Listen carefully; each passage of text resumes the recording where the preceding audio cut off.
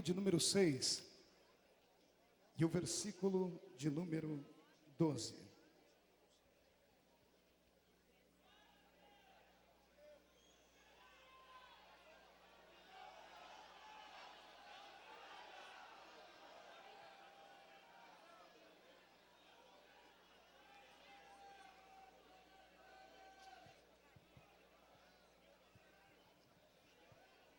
Efésios, capítulo de número 6 e o versículo de número 12. Quem encontrou, diga amém. Está escrito assim: porque a nossa luta não é contra o sangue e a carne, e sim contra os principados e potestades, contra os dominadores deste mundo tenebroso, contra as forças espirituais do mal nas regiões celestiais. Amém? Abra sua Bíblia ainda comigo para parafrasear este texto. Na carta de São Paulo aos Coríntios, segunda carta, capítulo de número 4, e o versículo também de número 4. Louvado seja o nome do Senhor Jesus. Aquele fundo musical funciona aí, senhoras? Funciona? Está escrito assim: nos quais o Deus deste século cegou os entendimentos dos ímpios, para que lhes não resplandeça a luz do evangelho da glória de Cristo, o qual é a imagem de Deus. Amém, queridos? Feche a sua Bíblia, se der para colocar ela em algum lugar, coloque, se não, pegue na mão do irmão que está do seu lado, por gentileza. Aleluia. Aperte a mão dele com carinho até ele falar aleluia. Pentecostal que não faz barulho está com defeito de fabricação. Aleluia. Feche os seus olhos e vamos orar. Pai das luzes, nós te exaltamos, nós te glorificamos uma vez mais. Nós pedimos a sua ajuda, pedimos a sua proteção na noite deste dia. Senhor, este evento tem sido galardoado pelo Senhor dos Exércitos com muitas curas, batismo com o Espírito Santo e com muita essência do céu. Mas na noite deste dia, nossa alma deseja transcender, ó Pai. Senhor, eu gostaria de ser o condutor desta noite da sua igreja, à presença do seu Espírito, para que Ele possa nos levar a uma viagem só de ida até o céu. Eu profetizo que o céu será o limite nesta noite, ó Deus dos exércitos. Eu lhe faço ainda 2 pedidos, como costumeiramente costumo fazer. O primeiro pedido é que ao redor deste ginásio, num raio de 5 quilômetros quadrados, onde houver uma entidade maligna, onde houver um demônio alojado agora, eu dou a esses demônios 5 segundos para desaparecerem do estado de Santa Catarina, porque se não sumirem, serão queimados pelo poder da glória do Senhor, que vai trepidar sobre nós. O segundo pedido, ó Deus, é um pedido de atrevimento espiritual. Se ainda tenho crédito no céu contigo como pregoeiro da sua palavra, abre a porta do seu palácio sobre este lugar agora, e manda do céu para a terra uma comitiva angelical. Eu quero anjos especiais sobrevoando a cidade de Camboriú agora, meu Deus. Quero anjos de fogo que possam trazer brasas tiradas do seu altar, e que comecem a esparramar sobre nós agora. E onde houver um crente batizado com o Espírito Santo, renova ele agora.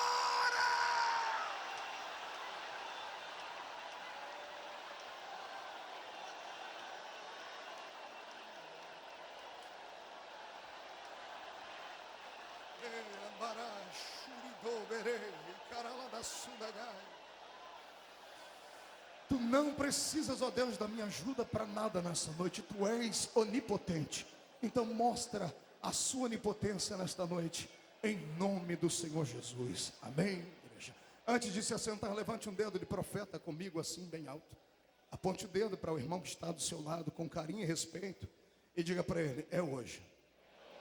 É hoje que eu saio daqui armado até os dentes. Diga: eu preciso de revestimento. Diga para o seu irmão: não gosta de barulho, não gosta de poder, vá para o hotel. Dá tempo de assistir América ainda.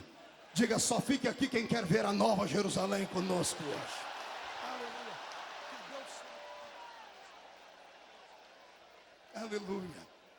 Queridos e amados em Cristo Jesus, noiva do Cordeiro, simpatizantes da nossa fé, santos obreiros que estão na minha retaguarda, levitas de todo o Brasil, pessoas que nos assistem agora através da internet, através das ondas sonoras, pelos rádios. Nessa noite divina, o Senhor preparou um banquete para todos nós. Eu estava comentando com a minha esposa e com alguns companheiros desde ontem, que esta é a 7ª vez que prego aqui. Mas eu nunca me senti tão dependente de Deus como este ano. Parece que é a primeira vez que eu estou subindo neste púlpito aqui. Eu disse ao Senhor, 2 coisas vão acontecer. Ou Deus vai me usar muito hoje, ou eu vou sair daqui envergonhado. E como eu sei que Deus não envergonha ninguém, se prepare, porque a tampa da chaleira vai voar. Estamos em um congresso missionário. E não falar sobre missões seria um pecado aqui neste evento. Eu sei que os 2 textos que escolhi nesta noite devem ter dado um nó na mente de muitas pessoas que aqui estão. E todos devem estar se perguntando o que é que o pastor Marco vai pregar. Eu pedi a Deus um tema. E o Senhor me deu o tema e disse, você só pode revelar o tema 5 minutos antes de pregar. E foi o que eu fiz. Pessoas vieram perguntar para mim para colocarem na fita de vídeo. Eu disse, só daqui a pouco. Eu disse, Senhor, por que o Senhor quer que eu segure o tema? O Senhor disse, porque Satanás não pode saber ele. Só na hora que você for dar tiro sobre ele. Eu quero profetizar nessa noite que se houver algum demônio inteligente no estado de Santa Catarina, ele vai dar uma maneira agora de arrumar as malas dele, se mudar desse estado, porque a graça do Senhor Jesus revestirá esse povo hoje. Eu quero que os obreiros não se assustem com aquilo que vamos ouvir aqui hoje. É uma teologia forte, paralela à nossa. E eu profetizo que hoje o Senhor nos revestirá com uma unção tão grande, que a maioria daqueles que entraram aqui não voltarão para casa andando mais, voltarão voando nas asas da graça e do Espírito do Senhor Jesus. Eu quero pregar sobre o seguinte tema: destronando Satanás. Destronando Satanás. Quero que a igreja repita comigo isso. 1, 2, 3. Destronando. Você acha que é possível? Quem acha que é possível isso, dê mais um grito de glória.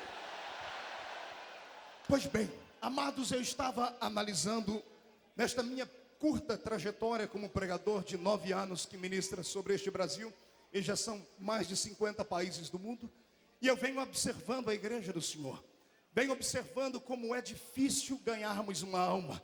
E perguntei a Deus qual o motivo, pastor Reuel. E o Senhor disse para mim, vocês estão atirando no lugar errado. Estão brigando com a carne, estão brigando com o sangue. E não são eles aqueles que são os algozes que bloqueiam o homem de conhecer o Evangelho. E sim, os principados e demônios malignos que existem nas regiões celestiais. Eu sei que hoje nós vamos mexer num ninho de abelhas. Vamos mexer aqui hoje num vespeiro. E eu quero convidar somente crentes de oração e de guerra para começarem a interceder comigo aqui. Esse lugar vai ficar pequeno para o tamanho da graça que o Senhor Jesus vai derramar. Mas isso será uma batalha. Quando eu estava orando assim, o Senhor me disse, filho, analise o que eu vou lhe dizer.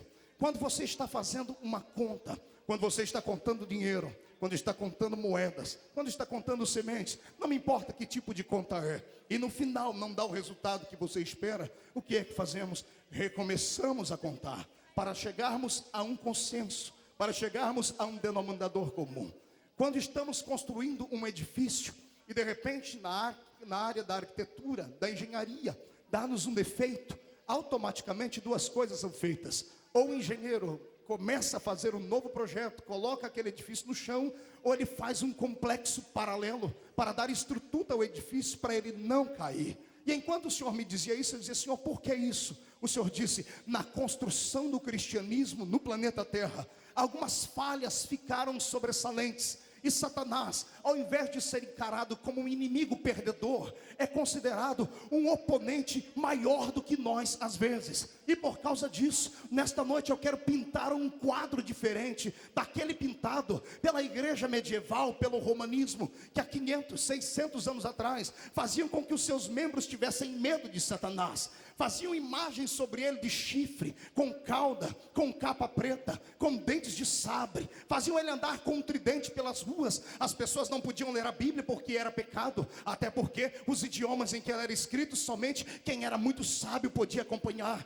E nesta época Satanás operou, mas operou tão grande, que quando ele resolvia se manifestar no corpo das pessoas, não havia poder naquela igreja para expulsar os demônios. E ao invés de queimar os demônios, eles queimavam as bruxas, queimavam as pessoas que eram acusadas de magia negra. Ao invés de atacarem Satanás, atacavam aqueles que eram usados por ele. Pois bem, chegamos ao século 21, e a maioria de nós que aqui estamos, que pertencemos à maior denominação evangélica pentecostal, não só do Brasil, pastor Gilvan, mas do mundo, que é a Assembleia de Deus, entendemos muito de glória a Deus e aleluia, e graças a Deus por isso. Entendemos muito de entrarmos no reteté de Jesus e saltarmos, e graças a Deus por isso. Mas a maioria desses crentes ficam apavorados quando sabem que Satanás está agindo. A maioria desses crentes, quando estão dentro de um culto e cai uma pessoa endemoniada, a metade sai fora da presença do diabo, e a outra metade fica com o olho arregalado, muito curioso. E a maioria não tem autoridade para repreender um demôniozinho chulé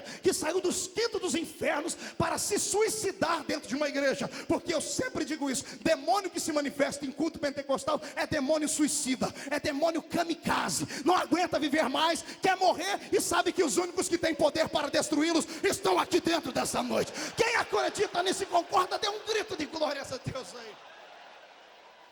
Então, eu gostaria de nessa noite pedir à igreja que com paciência, permita-me com esta mensagem entrar dentro da sua alma, fazer uma divisão dentro do seu espírito com esta palavra hoje, e treinar você para a maior batalha que você já participou. Não se assuste, porque depois de hoje o Senhor vai abrir a visão de muitos crentes. Alguns estarão andando pela rua e vão enxergar demônios nas pessoas, vão enxergar demônios em cima das árvores, vão enxergar demônios dentro do trabalho. Não tenha medo deles, não precisa correr deles, porque depois desta palavra aqui eles vão entender que o conhecimento que faltava foi revelado hoje. E não se assuste quando chegar na rua da sua casa ainda hoje, ou amanhã, ou terça-feira, e os demônios que mandavam lá estiverem de joelhos, com a testa no chão, apontando com o dedo assim: pode esmagar, porque você agora já sabe a autoridade que tem. Eu não tenho mais poder sobre isso. Eu quero profetizar em nome de Jesus que o século 21 será um século de batalha espiritual. E crente frouxo, morno, que não acredita na revelação da palavra, saia da frente, porque vem aí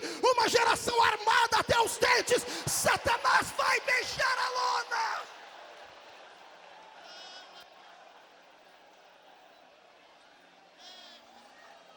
Aleluia. A minha proposta nesta noite é convidar esta igreja para colocar o inimigo no devido lugar dele. Pergunte para mim: onde é, pastor? Eu não ouvi. Queria que os pastores perguntassem junto com o povo. 1, 2, 3. Levante um dedo de profeta para cima comigo de novo. Agora aponte para os seus pés e diga para o irmão do seu lado: é ali, ó, bem debaixo dos meus pés.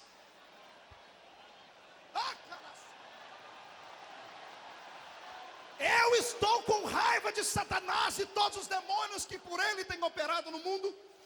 Você pode me perguntar: você não tem medo deles, pastor? Não tenho, porque sei em que caminho piso, e sei que quem está comigo é mais forte do que ele. E vou profetizar sobre a sua vida nessa noite, como disse a princípio, uma unção de tanta autoridade, que os demônios abrirão caminho para você passar. O que lhe foi roubado lhe será devolvido. Ei, escute, a minha proposta nessa noite é essa: convido vocês para entrarem comigo no território do inimigo e roubar, ou melhor, tomar de volta o que ele nos roubou. Sai da frente, Satanás, estamos em guerra.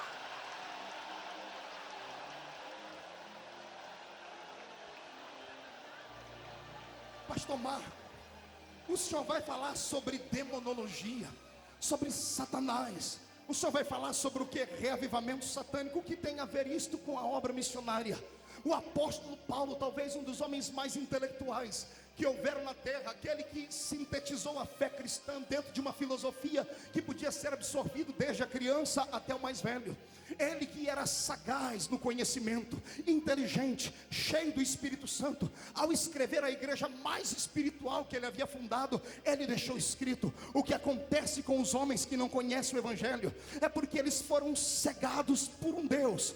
Haja visto que é um Deus com D minúsculo. Um Deus deste século cegou o entendimento dos homens. E eu quero hoje dizer a este Deus deste século, que pensa que é Deus, mas que não é Deus porcaria nenhuma, quero que ele escute o que a minha Bíblia diz acerca de Deus. O único Deus deixou escrito assim: ainda antes que houvesse dia, eu era, e não há ninguém que possa livrar alguém das minhas mãos, porque operando eu, quem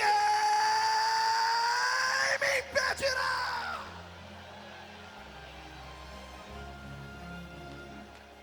Deus não conhece concorrente. Mas escute, para algumas pessoas que talvez sejam leigas no assunto, a Bíblia que você traz na mão, ela contém histórias, e milhares delas. E eu encontrei pelo menos uma casta de mais de 30 demônios que foram enfrentados tete a tete por homens espirituais. Não posso ler todos os textos, só vou ler os nomes dos demônios, para que quando você passar pela Bíblia Sagrada, denote e pare para prestar atenção que eles de fato existiram. Escute o que eu encontrei na Bíblia: nomes de demônios como Adrameleque, Anameleque, Ázima, Astarte, Baal, Baal Berite, Baal Peor, Baal Zebub, Baal Zefon, Bel, Camus, Quium, Dagon, Diana, Júpiter, Mercúrio, Moloque, Milcom, Merodach, Nergal, Nebo, Nibas, Tartaque, Nisroque, a rainha dos céus, Renfã, Rimon, Sucote, Benote, Tamuz, Abaddon, Apolion, Belzebu, Belial, Mamon, príncipe do reino da Pérsia, legião, tronos, potestades, amados e queridos em Cristo Jesus. Alguns desses que aqui citei são demônios tão fortes, tão poderosos, que existem, atuam, e a maioria de nós nem os percebe. Esses nomes estranhos, escritos em hebraico, em aramaico, pode parecer muito distante de você, mas eu posso transliterar alguns desses que eu aqui citei, porque são demônios conhecidos da cultura brasileira, transportados da África para o nosso país, através dos escravos, que de maneira odiosa e horrenda, foram cristianizados, entre aspas, por homens truculentos, que não conheciam a verdade divina, e acabaram formando então um sincretismo religioso de uma religião maldita. Por exemplo, o famigerado Dagon, deus dos filisteus. A imagem de Dagon era metade peixe e metade homem. Haja visto que nós temos no Brasil um ídolo assim, chamado de Iara, que é a mãe das águas lá no Amazonas. Ou quem sabe você já o conheceu, este ídolo, como sendo deus das águas,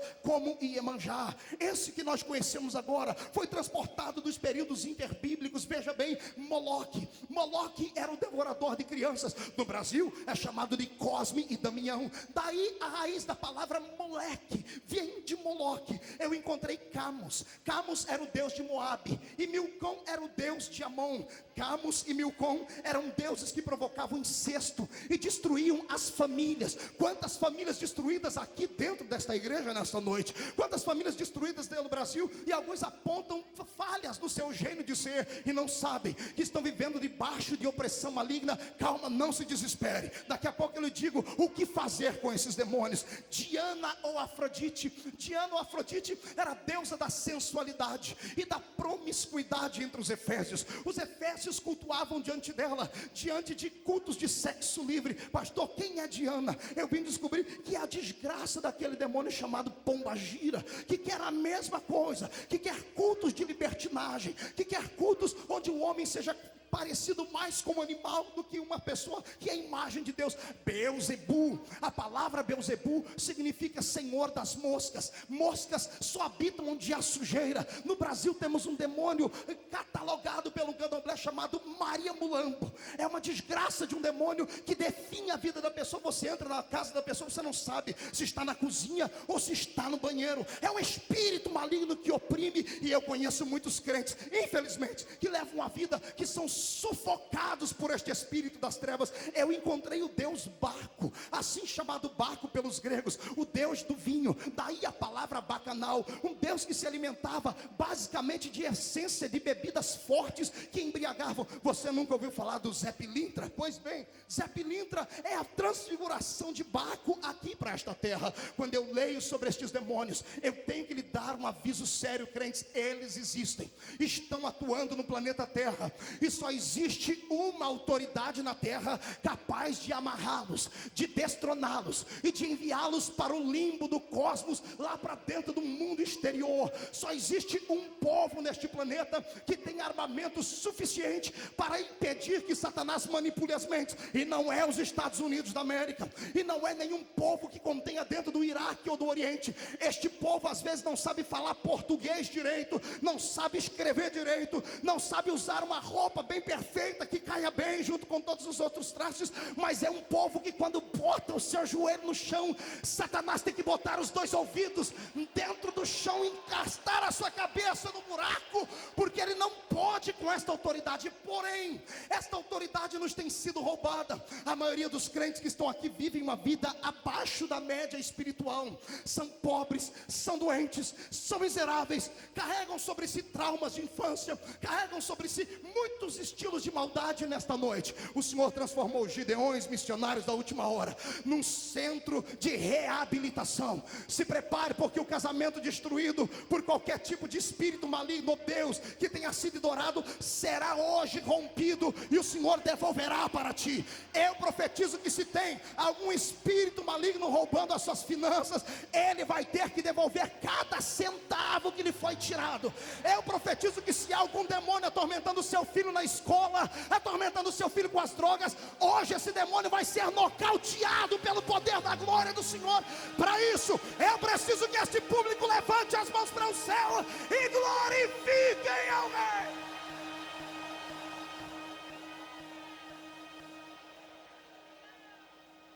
O que fazer? O que fazer com estes seres? Precisamos reescrever a história, precisamos recontar, precisamos reconstruir o alicerce, voltarmos do começo, voltarmos onde foi que perdemos essa estrutura e nos reabilitarmos. Acotovele seu irmão, diga para ele: aperte o cinto. Diga: porque vamos viajar. Diga para ele: no tempo. Quem crê que isso é verdade, dê mais um grito de glória a Deus. Para entendermos qual é a autoridade que o Senhor tem nos dado sobre os demônios, que cegam o entendimento dos homens, antes de atingirmos os homens cegos, temos que atingir estes espíritos. Para entendermos quais são a função deles, devemos voltar no tempo da Bíblia Sagrada, para dizermos a vocês o que é que Deus disse acerca deles. Para entendermos isso, eu lhe convido agora a se projetar comigo lá antes do livro do Gênesis, antes de Gênesis 1:1. Quando o meu Senhor, o Deus da glória, imortal e imarcessível, tendo na sua mão autoridade para fazer tudo e todas as coisas, pensou em construir um universo perfeitamente organizado. Entramos em Gênesis 1:1 e o Senhor disse: no princípio criou Deus os céus e a terra. Ponto final. Gênesis 1:2, a terra era sem forma e vazia, e o Espírito de Deus pairava sobre a face das águas. Entre Gênesis 1:1 e Gênesis 1:2, temos uma infinidade de séculos, de milênios, de anos que nós não podemos contar. Anos esses catalogados já pela ciência, que através do fósforo 14 consegue provar ao homem que animais existiram neste mundo, que outros seres habitaram sobre esta terra há milhares e milhares de anos. Os fósseis estão aí. Eu não posso dizer à comunidade evangélica do século 21, aos jovens que estudam em universidade, que a ciência é mentirosa. Não posso dizer que o pterodátilo não existiu, que o tiranossauro rex também não existiu. Eles existiram em um outro tempo, um tempo que a Bíblia Sagrada nos omite, um tempo que o Senhor achou por bem não deixar ele escrito, porque logo em Gênesis 1:2 nós encontramos uma fase já de derrota na terra, porque a terra que fora criada em Gênesis 1:1, agora em Gênesis 1:2 está destruída, ela está sem forma e está vazia. No original diz que a terra estava um caos, e o meu Deus não criou o caos. O meu Deus não criou uma terra sem sentido, não criou algo destruído, que estava congelado, fria e na escuridão. Deus fez com propósito a terra. Isaías 45:18 diz: o Senhor não fez a terra para ser vazia, o Senhor a fez para a obra do seu coração. Eu começo a entender aqui, senhoras e senhores, que entre Gênesis 1:1 e Gênesis 1:2 há uma infinidade no tempo, que nós só podemos entender se crermos, se transportarmos a nossa alma para os belos dias da criação do meu Deus. E eu lhe convido a fazer isto agora. No princípio criou Deus os céus e a terra. Céus no plural. Paulo diz que conhecia um homem que fora até o terceiro céu. Eu assim transfiro esta palavra de Paulo para a mensagem que estou pregando. 3 céus existem pelo que nós entendemos: o céu atmosférico, onde nós podemos ver o oxigênio, ou podemos sentir o oxigênio. Segundo céu, o céu cósmico, onde estão as estrelas, as galáxias, as nebulosas. Terceiro céu, céu inacessível da graça e da glória de Deus. Céu para um dia onde nós todos haveremos de ir e haveremos de entrar pelos portões que foram abertos por Jesus Cristo. Quem tem certeza de que vai para lá, dê um grito de glória a Deus aí. Pois bem, a minha Bíblia diz céus no plural, mas diz terra no singular. O Senhor fez uma terra, e esta terra com certeza era perfeita, era bela, porque tudo que Deus faz é perfeito e é belo. Mas alguma coisa aconteceu na esfera da criação que fez com que esta terra ficasse sem beleza, ficasse sem construção, ficasse destruída, ficasse vazia, ficasse sem inspiração. E é aqui que entra o raciocínio deste jovem pregador. E peço aos meus professores e mestres aqui que me ajudem em oração agora, porque vamos trilhar um caminho que nós não aprendemos em teologia, entendemos pelo Espírito e por revelação. Quando Deus criou os céus, Ele criou primeiramente o seu exército celeste, um exército imortal, um exército metafísico, um exército que, se Deus abrisse os nossos olhos hoje, veríamos eles todos aqui. A minha Bíblia diz que quando um crente se levanta para andar, o anjo do Senhor vai junto com ele, acampa ao seu redor. Se cada crente aqui tem um anjo que acampa ao seu redor, deve ter sobre os céus de Camboriú hoje pelo menos 150 mil anjos só esperando você caminhar para poder caminhar do seu lado. Eu creio nisso. Amados, agora caminhe dentro deste pensamento e construa ele comigo. O céu está perfeito e o Senhor resolve fazer agora uma criatura diferente, uma criatura bela, mais bela do que todos os demais anjos. Ezequiel capítulo 28, leia na sua casa, e você vai ver o que é que Deus, um ser que tem dificuldades em tecer comentários e elogios, tecendo não um, não dois, mas vários comentários acerca daquilo que ele chamou de estrela da alva. O Senhor criou Lúcifer, a estrela da alva, aquele que brilhava e resplandecia com a sua graça e com a sua glória. E pelo que eu entendo no livro de Ezequiel 28 e no verso 14, passe por lá depois e veja, eu entendi que no dia em que Deus criou Lúcifer, Ele criou a música. No dia em que Deus criou Lúcifer, Ele criou os primeiros instrumentos musicais, porque está escrito que em ti foram feitos os pífaros, em ti foram feitas as obras dos tambores, no dia em que foste criado. Eu tentei imaginar Lúcifer. A Bíblia diz que as suas roupas, Reuel, eram coladas, pastor Djalma Furquim, de pedras preciosas. Entenda de forma espiritual isso, ou de forma material, deixa a sua mente devagar agora. Eu quero que você imagine um ser. A Bíblia diz que os instrumentos, a música, fora criado dentro dele. Eu penso que cada vez que ele se locomovia, sons saíam de dentro dele. Cada vez que ele caminhava, barulho de tambores e pífaros cantando saíam diante dele. E Deus é um ser que é apaixonado por música, e cá para nós, isso nós herdamos dele. Você consegue imaginar a sua vida sem música?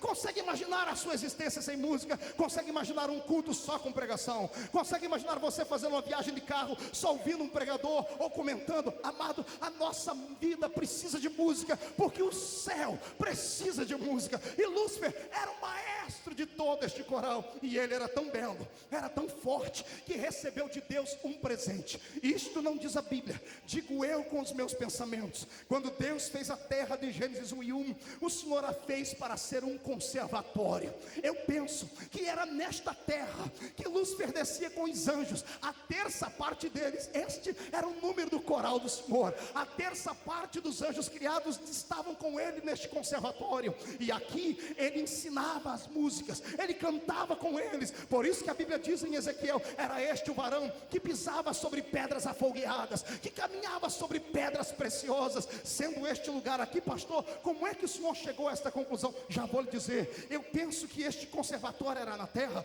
porque a terra havia sido criada com este propósito. Era um reino estritamente mineral. Estando ele aqui, foi exatamente aqui que ele arquitetou o projeto para tentar se rebelar contra Deus. Porque Isaías capítulo 13 e verso 14, ou vice-versa, está escrito assim: e tu, Lúcifer, dizias no teu coração: eu subirei ao alto, eu subirei acima das estrelas, eu subirei e colocarei o meu trono acima do teu. Entenda comigo de maneira inteligente, crente: quem sobe é porque está embaixo.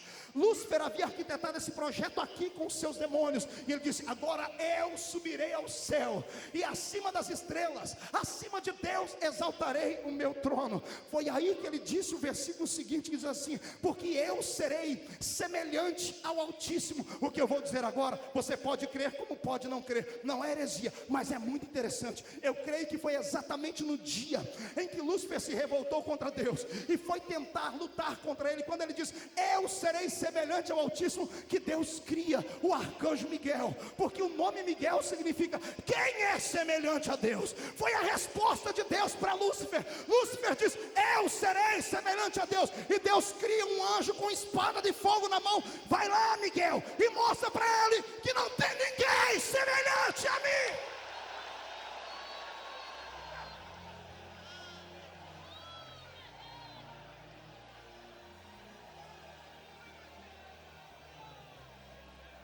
Houve batalha no céu. A terceira parte dos anjos cai, despencam ele, Lúcifer. Mas aqui, pastor Gilvan, a minha mente deu um nó, porque a Bíblia diz que anjos caíram, mas anjos não têm corpo físico. Anjos são espíritos. Espírito não cai, não é dado a lei da gravidade. Só pode cair aquilo que tem estrutura ou está sujeito à nossa atmosfera. Eu perguntei: Deus, que tipo de queda levou Lúcifer? O Senhor disse: a queda dele foi muito maior do que pensam todas as pessoas. Ele não caiu porque Miguel desfacelou contra ele numa espada. Toda vez que um exército batalha contra outro exército, o general deste exército é levado na presença do rei do exército vitorioso. E o rei do exército vitorioso arranca do outro general as suas patentes, humilha-o perante todos os seus devotos e o expulsa ou o prende, mostrando que quem tem autoridade é ele. O Senhor disse: Lúcifer, antes de ser expulso, foi trago à minha presença. E quando ele estava diante de mim, eu arranquei dele as patentes que eu havia lhe dado. Eu tirei dele o maior dom que uma criatura pode ter além da existência. E o Senhor me disse que cravou a mão dentro da sua criatura e arrancou dele o maior de todos os dons, além da vida, que é o dom de ser um adorador. E o Senhor arrancou dele a força do louvor. E quando tirou essas patentes de Lúcifer, ele não prestou para mais nada, porque ele nasceu para isso, foi criado para isso. Ele foi criado para exaltar a Deus e levar os outros anjos a adorarem ao Senhor. Quando ele perdeu o dom do louvor, ele ficou desnorteado. Ele perdeu a sua estrutura. E pior, como pecou num corpo glorificado, como pecou num corpo imortal, ele não tinha mais como voltar atrás. Não havia mais perdão para ele. Por isso, ele se desequilibrou. E onde foi que ele caiu? Creio eu, pelo que li, na terra. Jesus disse no Evangelho de Lucas: eu via Satanás caindo do céu em forma de um relâmpago. Aqui penso que na queda de Lúcifer, o impacto dele com o planeta Terra arrancou a Terra da sua órbita, caiu nos mares. Os mares, em proporção elevada, se levantaram e cobriu toda a face do planeta Terra. E quando eu entendo isso, eu posso parafrasear a ciência, porque a ciência diz que a Terra foi destruída com um meteoro. O meteoro saiu da sua órbita, entrou na Terra e provocou um cataclisma, destruindo tudo que havia de ser vivo nesta Terra, provocando um grande maremoto, e entramos na era que a ciência chama de era glacial. Não posso dizer que tudo que a ciência diz é verdade, mas sinto no meu coração que tudo que estou pregando é real e é verdadeiro. Como Lúcifer caiu com ele a terça parte dos anjos. Agora olhe para mim e diga assim para o seu irmão: preste atenção. O inferno não existia, porque Deus não fazia parte do seu projeto original, o céu. como o céu não existia, pastor Carvalho Júnior. O Senhor teve que arrumar um lugar apressadamente para aprisionar esses espíritos. E eu penso que todos os espíritos que caíram junto com Lúcifer foram colocados dentro das águas. Por isso, a minha Bíblia diz em Gênesis 1:2: o Espírito do Senhor pairava sobre a face das águas. A palavra pairava significa movia-se e movimentava-se sobre a face das águas. Agora, ei, olhe para mim aqui. O Espírito Santo é inteligente. Enquanto o velho sermão, diga: ele é inteligente. Diga: ele é uma pessoa. Diga: ele é uma autoridade. Agora pergunte para ele: que sentido teria ele mover sobre a face de águas inanimadas, de águas que não têm voz, não têm ouvido, não têm atitude nem corpo?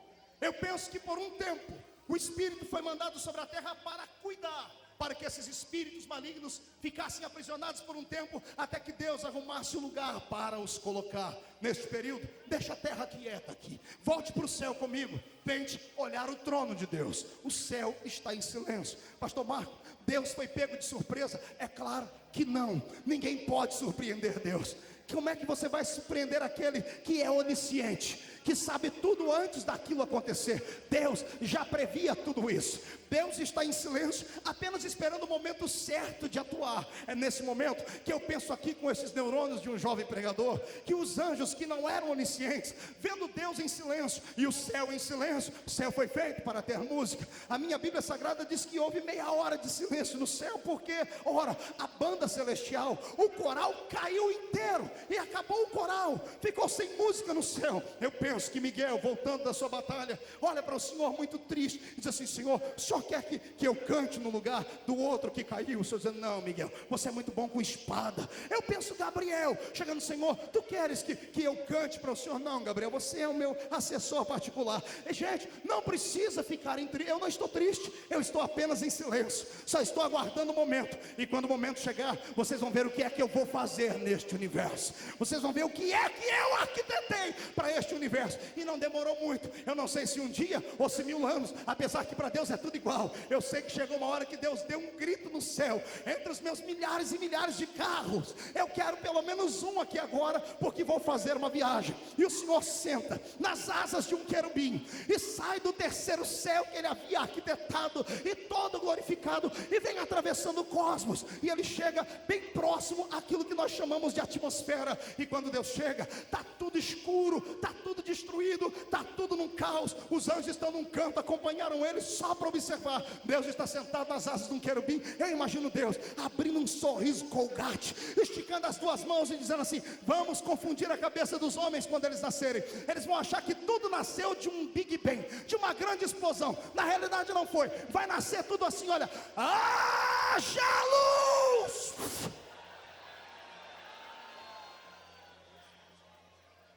Tudo que estava escuro começou a ser observado e visto. Agora Deus está observando o planeta. Deus está vendo a terra destruída por as águas, o Espírito Santo pairando sobre a face das águas, e o Espírito do Senhor sai das águas agora, porque o Criador vai atuar. Deus está contente, Deus está feliz. Ele olha para a terra e diz assim: vamos dar um jeito nesse caos aí. Primeiro, os espíritos malignos sejam amarrados e colocados num campo aqui na eternidade. Eu olho para estas águas agora e digo assim: águas, separem-se do firmamento. Firmamentos são gases, firmamentos são oxigênios, são gases nobres ou outros mais. E o Senhor diz: eu quero que haja separação entre as águas e o firmamento, entre a terra e as águas, e tudo é posto cada um no seu lugar. Agora nós temos terra, temos água e temos aquilo que nós chamamos de atmosfera, aquilo que nós chamamos de oxigênio, que são os gases ou firmamento. Acompanhe agora, porque agora é uma delícia o que eu vou te ensinar aqui, é muito gostoso. O Senhor agora vai criar, e o que eu acho lindo é que tudo que ele vai criar, ele usa uma matéria-prima. Quando o velho seu irmão, diga: ele começou usando matéria-prima. Diga matéria-prima. Não, faça biquinho para falar, por favor. Diga matéria-prima. Ele de cima das suas carruagens, ele diz assim: eu quero, e agora, esta terra que aí exista, faça produzir sobre ela relva.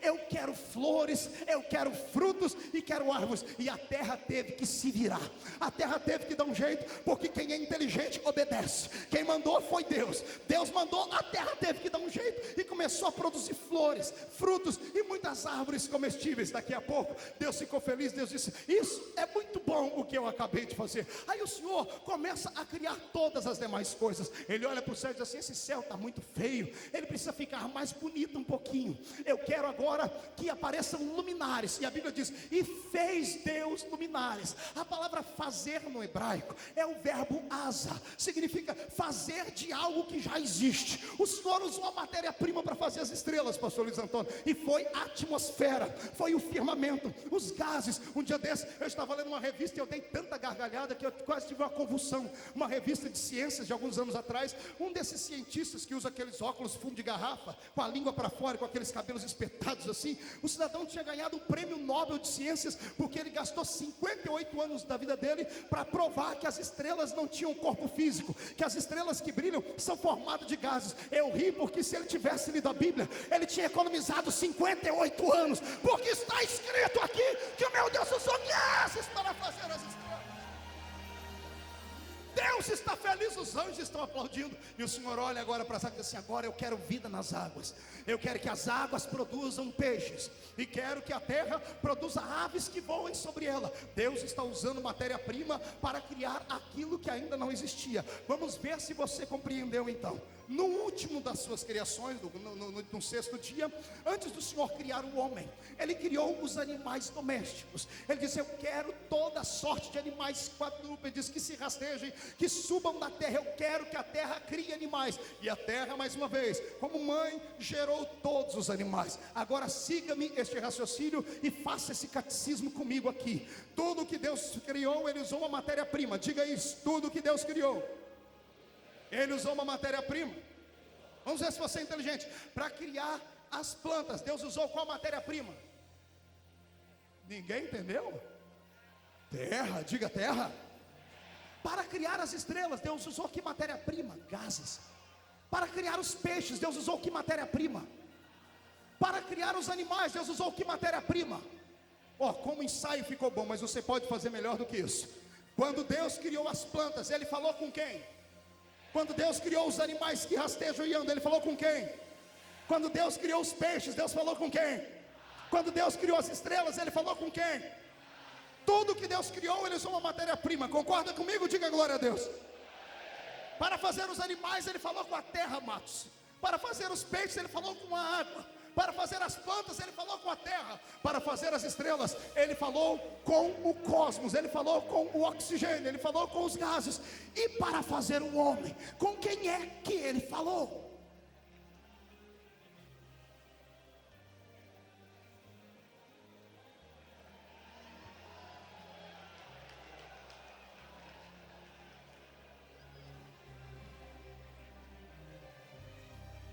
Para fazer o animal, Ele falou com a terra, porque animal é terra.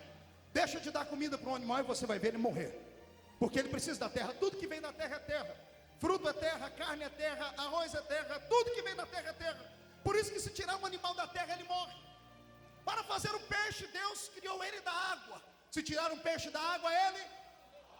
Para fazer a estrela, Deus falou com os gases. Se uma estrela sair do cosmos, ela apaga.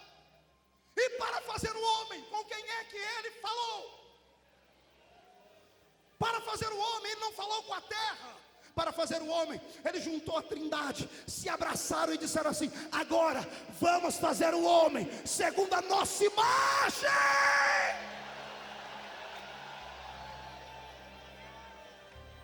Se prepara, porque é forte o que vem aí. Animal é terra, porque veio da terra. Planta é terra, porque veio da terra. Peixe é água, porque veio da água. Estrela é gás, porque veio dos gases. Eu tenho um espírito, porque vim de Deus. Você adora e sente esses arrepios no corpo e começa a tremer o corpo. Não é por causa da sua carne, a sua carne é só o veículo. Antes de seres feito do barro, tu fostes criado dentro da essência do Pai. Pastor Marco, calma aí. Não, é sério isso? É. Verso 26 de Gênesis 1. Verso 27 de Gênesis 1. Verso 26. Disse Deus: façamos o homem. Verso 27. E criou Deus o homem. Verbo fazer, verbo criar no hebraico são diferentes. Verbo fazer é o verbo asa. fazer de algo que já existe, fazer de uma matéria-prima palpável. Verso 27 é bara. Verbo criar é bara, é fazer de algo invisível, fazer de algo que não foi tocado. Deus fez o corpo do homem do barro, mas é só o corpo. Você foi criado de algo invisível. Você foi criado dentro do próprio Pai. Você foi criado dentro de Deus. Pastor Marcos, isso é uma loucura? É uma loucura e eu lhe provo agora. Eu preciso de alguém aqui que tenha coragem de deitar aqui no chão para mim, mas tem que ser rápido. Tem um homem aqui? Vem cá, querido, deite aí. Pronto.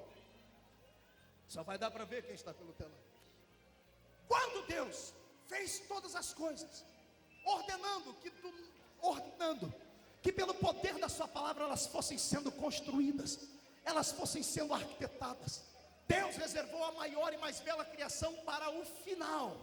No final, o que é que Deus fez? Antes de fazer o homem do barro, Ele criou o homem dentro de si. Veja o que a Bíblia diz: e criou Deus o homem, macho e fêmea os criou. Foram criados em espírito dentro do próprio Deus a princípio. E depois que estavam dentro do próprio Deus, Deus desceu do querubim e veio na terra. Aí Ele arregaçou as orlas do seu vestido, cravou a mão no barro, e os anjos estão olhando num canto, os demônios estão olhando outro, dizendo: o que é que Ele está fazendo? Ele é monarca. Monarca não precisa fazer nada com as mãos, é só dizer: haja, e tem que haver.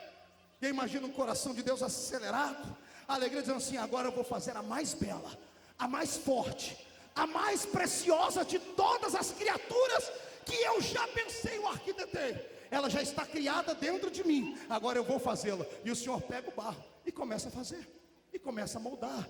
Deus vai fazendo, faz uma cabeça, faz um corpo, faz uma perna, faz um pé. Deus faz o nariz, arquiteta. Deus está fazendo com as mãos. Verbo fazer, fazer de algo que já existe. Deus pega barro e faz, pega terra e faz. Agora o boneco está pronto, mas é só um boneco. É só a casa, é só o hotel que está vazio, precisa de alguém para morar dentro dele. É só a embalagem, está sem conteúdo. Aí depois que Deus faz, aí Ele pega aquilo que Ele criou, que estava dentro dele, e diz assim: agora eu vou pegar aquilo que eu fiz do barro e vou encher daquilo que eu criei. Deus vem aqui nas narinas dele e faz assim.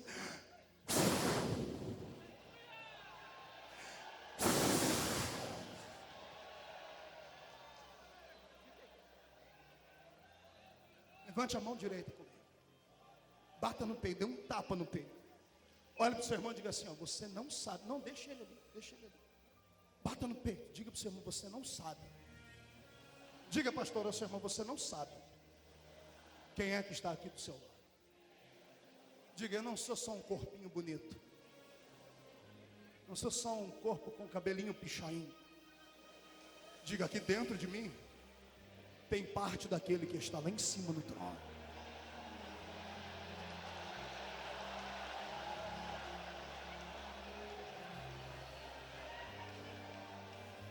É por isso que eu não admito que nenhum crente em sã consciência e entendimento bíblico entrar numa reunião como essa e ficar com essa boca travada, essa língua de aço, essa boca de ferro. Não admito.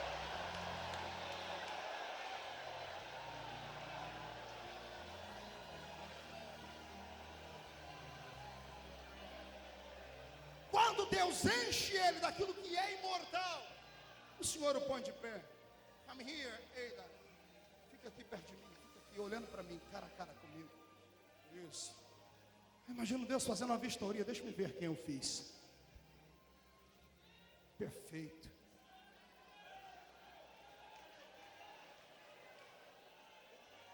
Fique aqui. Tem um enxerido caído, pobre, como diz o pastor Giovanni. Satanás é pobre, desgraçado, miserável, não canta, dizendo assim: o que é isso que ele fez? Porque até então tudo que Deus havia feito era metafísico, era imortal, pastor Joel Roder. Os anjos não têm corpo, nada que tinha no céu tinha forma física. Agora ele olha e vê alguém que é diferente. Ele tem cor, ele tem cabelos, tem olhos, tem sentimentos. E quando Deus olha para ele, diz assim: filho, eu te fiz para um monte de coisa, mas a primeira coisa para que eu te fiz é para você ocupar o lugar de um infeliz. que não deu valor naquilo que eu havia dado a ele.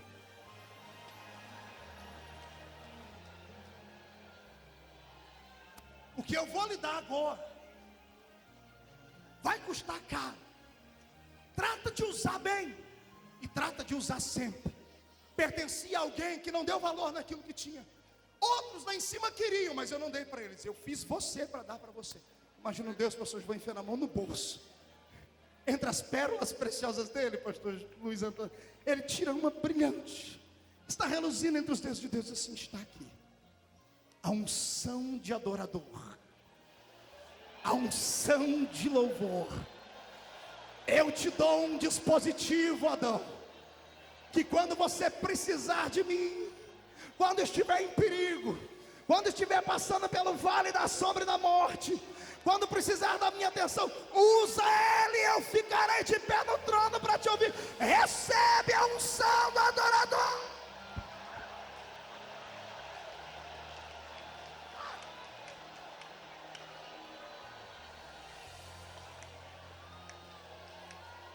Quer entender o mundo espiritual? Quer entender por que o diabo te odeia? Pergunta para o seu irmão, por que o diabo te odeia? Pergunta aí, pastor, pergunta por que o diabo te odeia? Por que o diabo te odeia? Por que o diabo lhe odeia, pastor Joel? Por quê? Escute. O diabo não te odeia porque você é crente. O diabo não te odeia porque o senhor é pastor, é engano seu. Ele não te odeia porque você canta ou prega. O diabo te odeia porque você existe. O diabo te odeia porque você é um ser humano. Diga, ser humano. Ser humano é algo que nós somos, porque ser é uma entidade invisível. Humano vem da palavra humus, terra. Nós somos uma entidade invisível que habitamos dentro de um corpo de terra. E o diabo não tem isso. Você é melhor do que ele. Nós somos melhor que ele.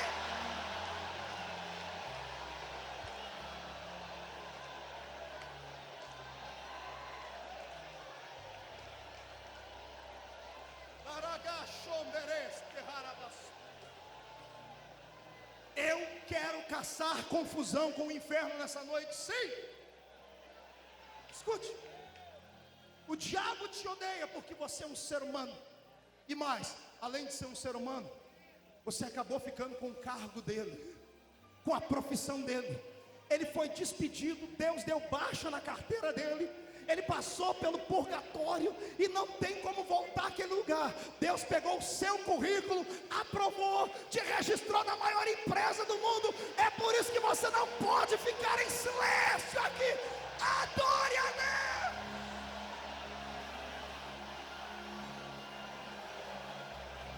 Escute, eu quero agora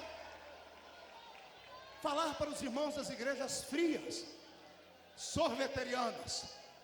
Quero falar para aquele grupo que me atormenta o ano inteiro, mandando e-mails para mim, dizendo que as minhas reuniões são reuniões de loucos. Chamo o meu público de gente desequilibrada, pequenina e que não tem entendimento. Quero dizer a todas essas pessoas que vão assistir essa fita: olhe para cá, seu infeliz. Escute, eu não grito porque quero, eu não adoro a Deus para fazer bonito. O animal come carne, come aquilo que vem da terra para sobreviver. O peixe vive na água porque ele tem que sobreviver.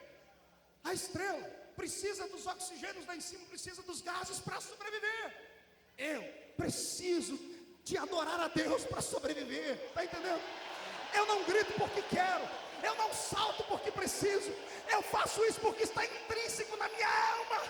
Se tirar isto da minha vida, eu morro. Por isso eu convido os canelas de fogo para darem um salto para cima e adorar.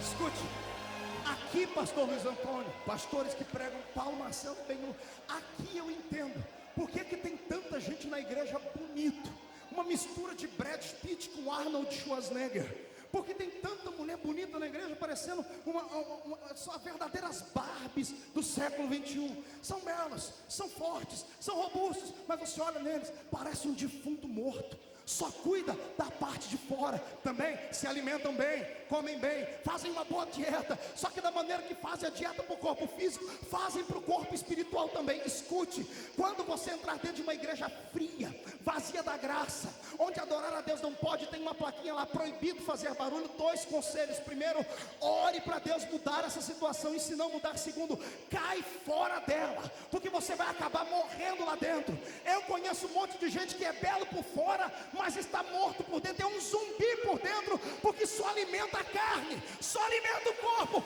Eu quero que você venha comigo hoje alimentar a sua alma. Sacia a sua alma hoje com esta mesa. Coma, se alimente.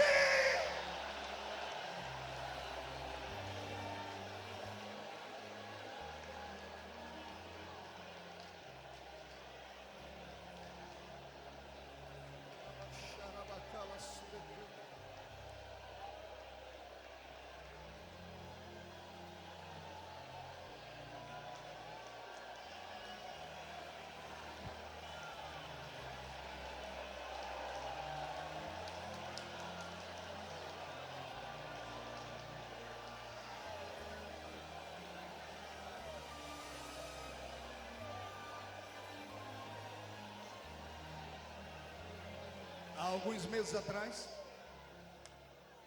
eu fui convidado pelo digníssimo deputado Naldinho para pregarmos um congresso lá no Espírito Santo.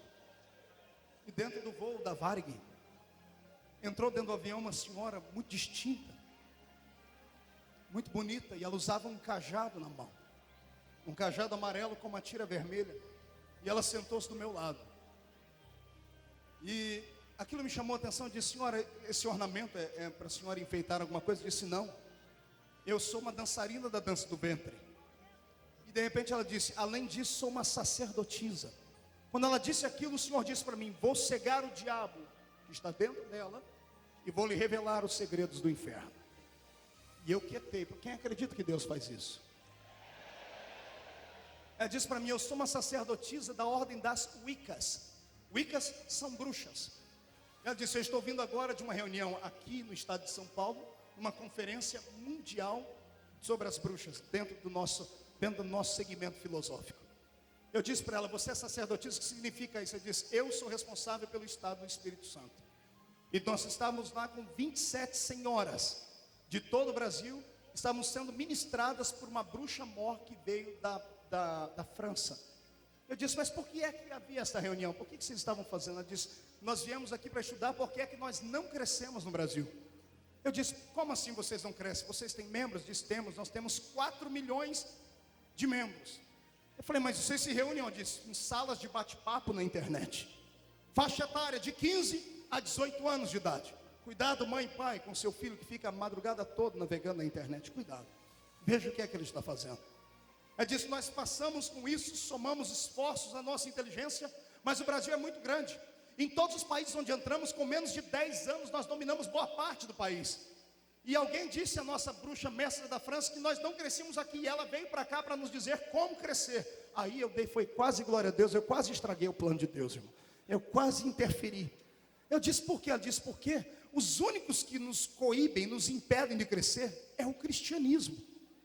Eu olhei para ela: e é cristianismo? Ela disse: mas não é qualquer um. Ela disse: são 3 categorias de cristianismo. E ela conversando comigo, ela abriu o verbo assim como se me conhecesse há anos.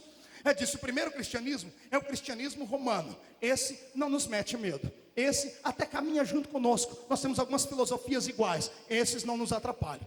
Mas os outros 2 grupos, eles acabam nos alfinetando. O primeiro é um grupo que nós chamamos de cristianismo intelectual. São igrejas grandes, de nome, onde as pessoas se reúnem para fazer as suas orações, mas são orações pequenas, são orações silenciosas. A sua homilia é bem tratada. É um povo que eles quase não nos ofendem, mas eles ofendem sim, porque as orações deles, mesmo que pequeninas, acabam atrapalhando. Ela disse: agora o grupo que ela quer que nós desbaratemos é um grupo de loucos, é um grupo de gente que só sabe gritar, gente que só sabe pular.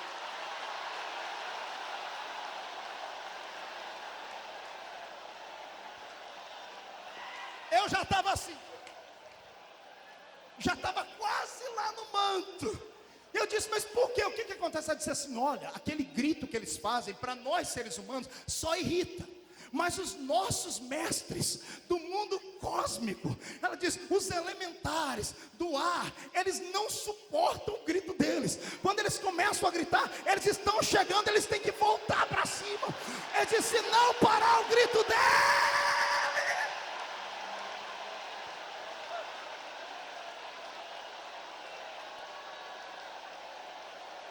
Escute aqui. Escute aqui a você que amordaça a boca dos homens e mulheres de Deus da sua igreja. Você não sabe onde é que você está se metendo. Tudo que o homem produz na terra, pelo som da sua boca, diz a ciência, todo som que sai daqui, ele busca o seu alvo. Quando você está num show do Zezé de Camargo e Luciano, Deus guarde se alguém vá. Quando você está lá e grita, lindo, fofo, maravilhoso, a voz sai, não sobe, vai direto para o coração do ídolo e ele é massageado. Quando estás num campo de bola e grita gol, o gol sobe com o eco da sua voz e cai no coração do artilheiro, que recebe o aplauso e o grito e o ego dele também é massageado. Tudo que o som sai da sua boca, ele procura o seu alvo. E aí então foi que eu entendi, quando nós dizemos glórias a Deus, como não tem nenhum Deus na terra, este som não sai assim, ele sai assim. Ele vai subindo, vai subindo.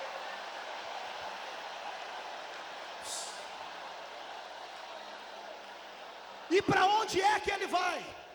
Ele não vai para a Lua, não vai para Marte, não vai para as nebulosas. Ele atravessa o mundo espiritual e chega nas regiões celestes. Onde está quem? Zé Pilintra, Zé Pilantra, Chucaveira, Tranca-Rua, Preto Velho, Nega Velha. Todos aqueles infelizes ficam lá. E eles pegam um no braço do outro para fazer um bloqueio. Quando tem só um crente dando glória a Deus, às vezes eles conseguem. Porque o glória a Deus vai queimando os demônios, mas eles não saem do lugar. Agora quando está 1, 2, 10, 20, 150 mil gideões gritando, o demônio que entra na frente é destruído pelo poder da palavra.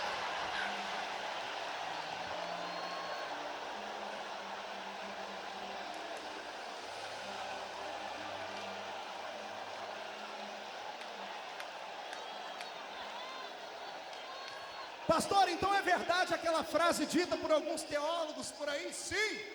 A igreja pentecostal cresceu no grito, e vamos continuar crescendo no grito. E quem é mudo não pode gritar: seja curado agora.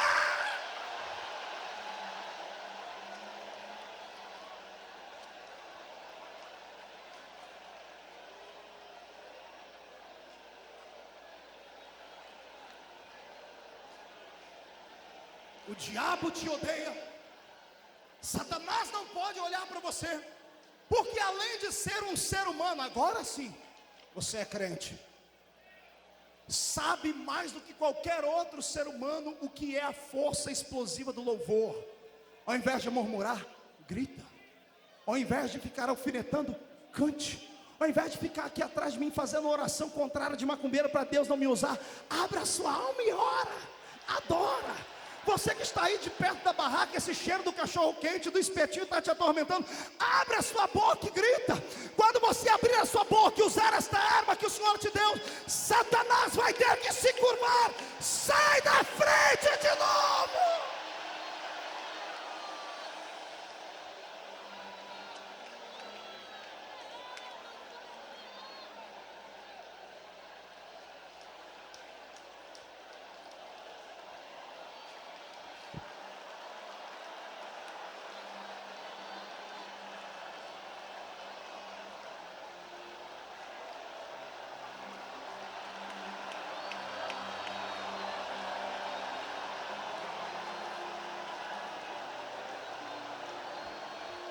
A nossa geração não precisa de dinheiro.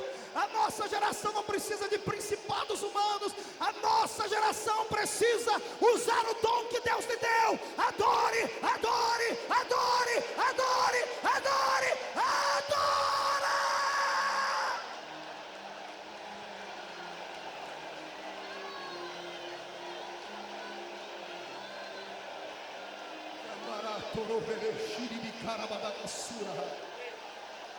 Olhe para cá.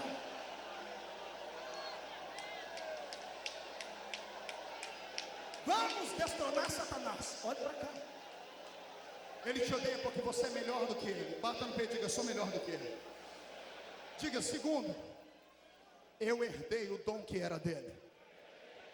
Terceiro, abra o peito agora. Além de ser melhor do que ele, Matos, além de herdar o dom dele, você é imagem, semelhança de Deus.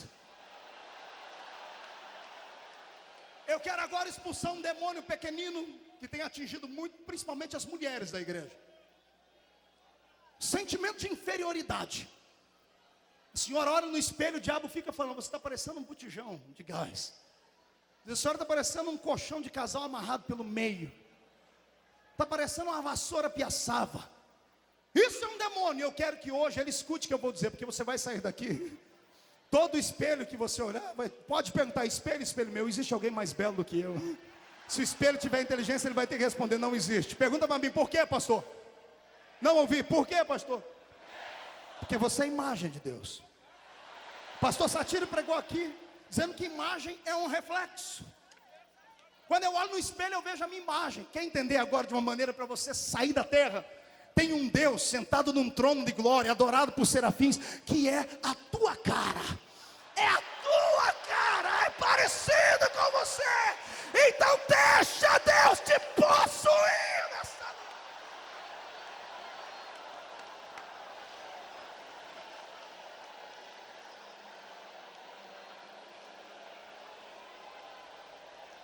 Satanás perdeu a imagem, a semelhança de Deus. E no que é que ele virou? Um dragão, uma serpente. Paulo diz que ele pode vir em forma de anjo, mas ele prefere vir feio, parecendo Frankenstein, vampiro. Ele prefere vir de maneira horripilante, porque essa é a imagem dele hoje. E detalhe: todo mundo que serve a ele fica igual a ele. A primeira coisa que o diabo, quando faz, prende a vida do homem, é denegrir a imagem dele. Aliás, ele denigre tudo, denigre imagem, denigre nome. O cidadão nasceu Elias, passou a servir Satanás, virou Elias o maluco. Nasceu Osvaldo, passou a servir Satanás, virou Escadinha. Nasceu Fernando, passou a servir Satanás, virou Fernandinho Beira-Mar. Os próprios demônios, anjos caídos, que lá tinha um nome que todo final era El, porque glorificava a Deus, vieram trabalhar para ele e receberam apelidos: Zé Pilintra, Exu Caveira, Sete Flechas. Olha que desgraça. Os que servem a ele só levam esse nome. Satanás denigre tudo, porque ele perdeu a imagem de Deus. Bom é servir a Deus. Quando Deus olha para todo mundo aqui, ele não olha para o seu passado, ele não puxa a sua capivara, ele não olha para nada disso, ele não chama você nem pelo apelido. A minha Bíblia diz assim: olhei para você e chamei-te pelo teu nome. Pelo teu nome.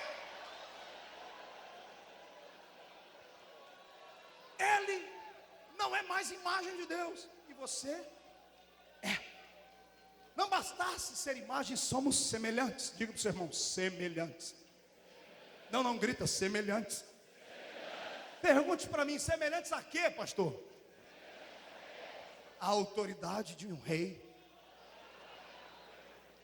Só existem dois reinos estabelecidos estatutariamente, reconhecidos pelo universo de Deus: é o reino dos céus e o reino da terra. O reino de Satanás é fantasia nossa. O reino das trevas é uma invencionice humana. Porque reino, para ser reino, tem que ter trono. Reino, para ser reino, tem que ter súditos. Tem que ter um palácio. Tem que ter um governo pré-estabelecido. E eu só conheço o reino dos céus e o reino dos homens tem isso. Me fale onde é o endereço do reino de Satanás. Onde é? Qual é o nome da rua dele? Qual é o tamanho do palácio dele? Me dê o endereço dele. O infeliz não tem nem onde cair vivo, continuar morto. Satanás é pobre, desgraçado, miserável, cego e nu. Por isso ele te odeia.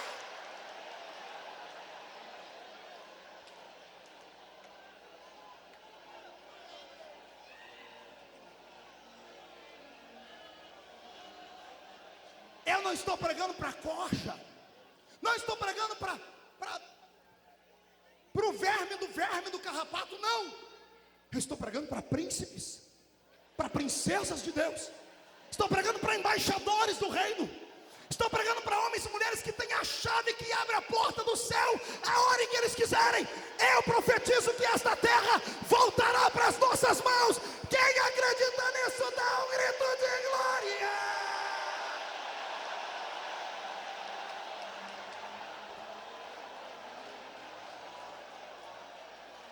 Depois eu volto nesse item aqui. Satanás te odeia. Pergunte por quê, pastor?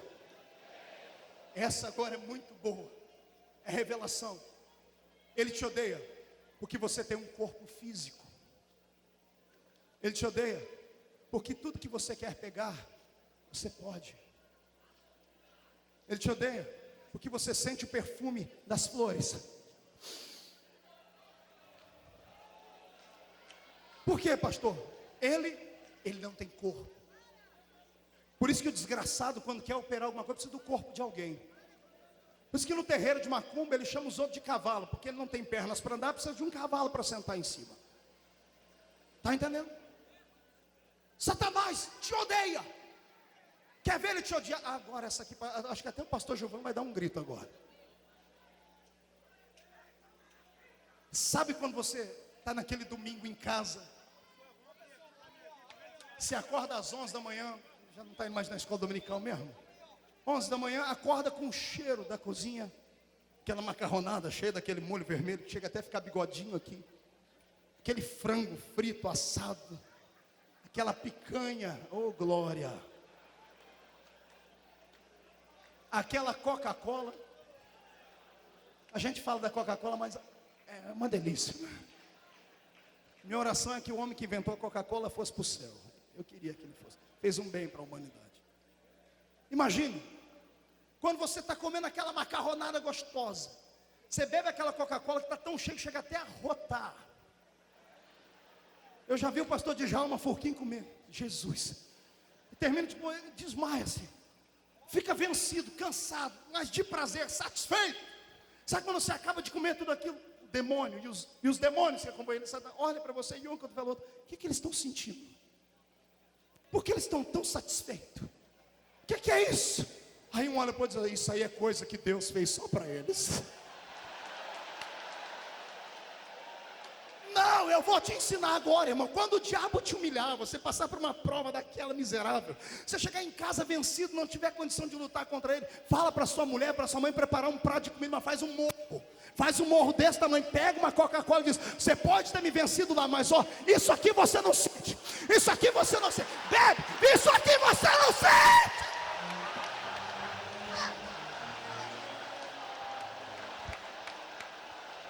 Eu tenho raiva de Satanás e quero que ele vá cantar nos quintos dos infernos, porque aqui tem um povo de autoridade.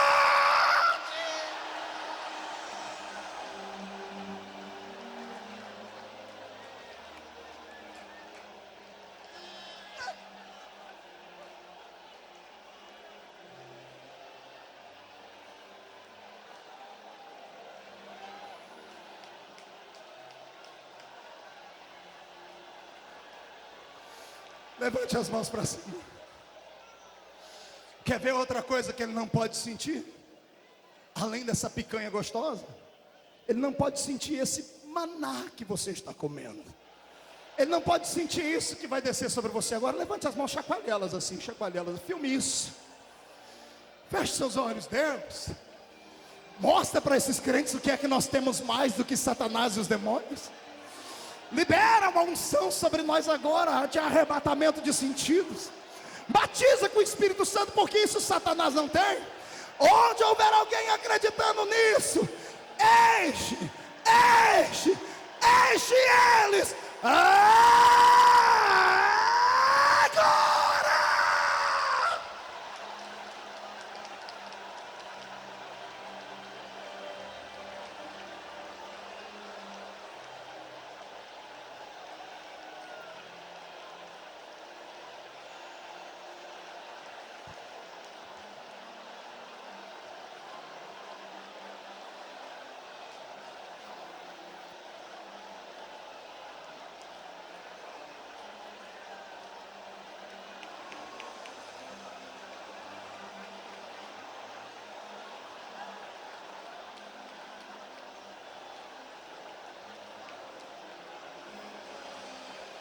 Receba a graça e a glória do Senhor Jesus.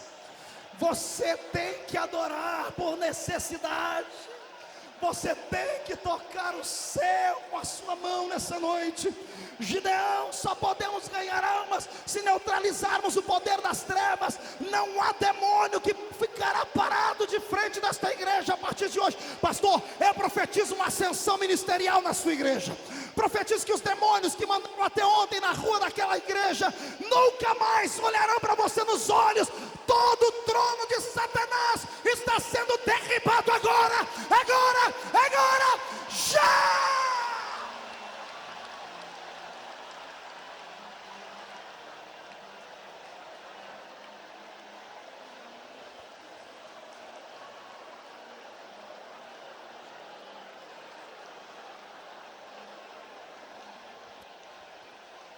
Tire da sua cabeça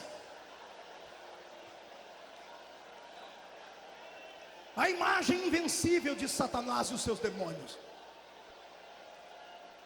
Tire, risque do seu catecismo que eles são mais fortes e mais poderosos do que você.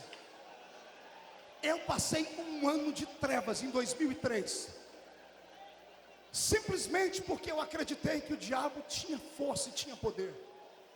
Passei um ano de trevas, de lutas, eu quase sucumbi. Até que veio um irmão e ministrou sobre a minha vida e disse assim: ó, ninguém é mais forte do que Deus na sua vida. Eu disse mais, eu disse: não tem mais nem menos. Satanás é mentiroso, é o pai da mentira. Tudo que ele disse acerca de você é mentira. Seja agora destronado toda a potestade que acusou você de qualquer tipo de problema. Não me importa o pecado que tenhas cometido, o sangue de Jesus Cristo tem poder mais poder do que toda a obra de Satanás.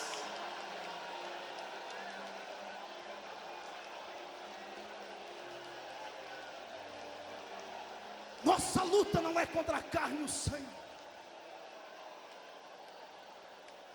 Queres ganhar uma alma?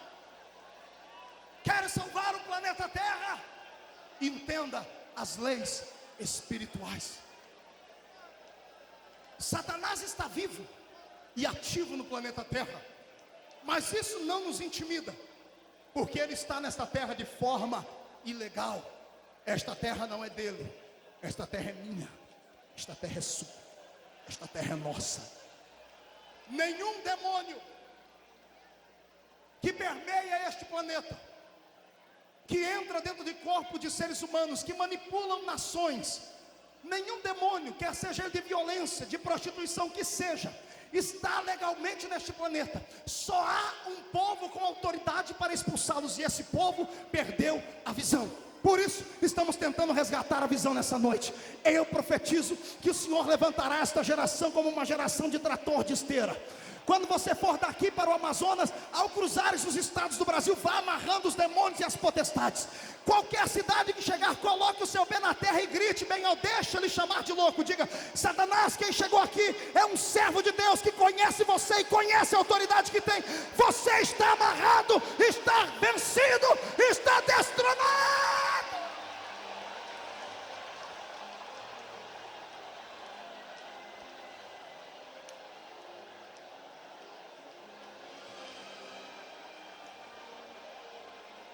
Olha para cá. Pergunte para mim: pastor, por que o diabo me odeia? Porque além de tudo isso, você tem uma família. Diga comigo: família. Não, faz biquinho para falar. 1, 2, 3. Olhe para mim.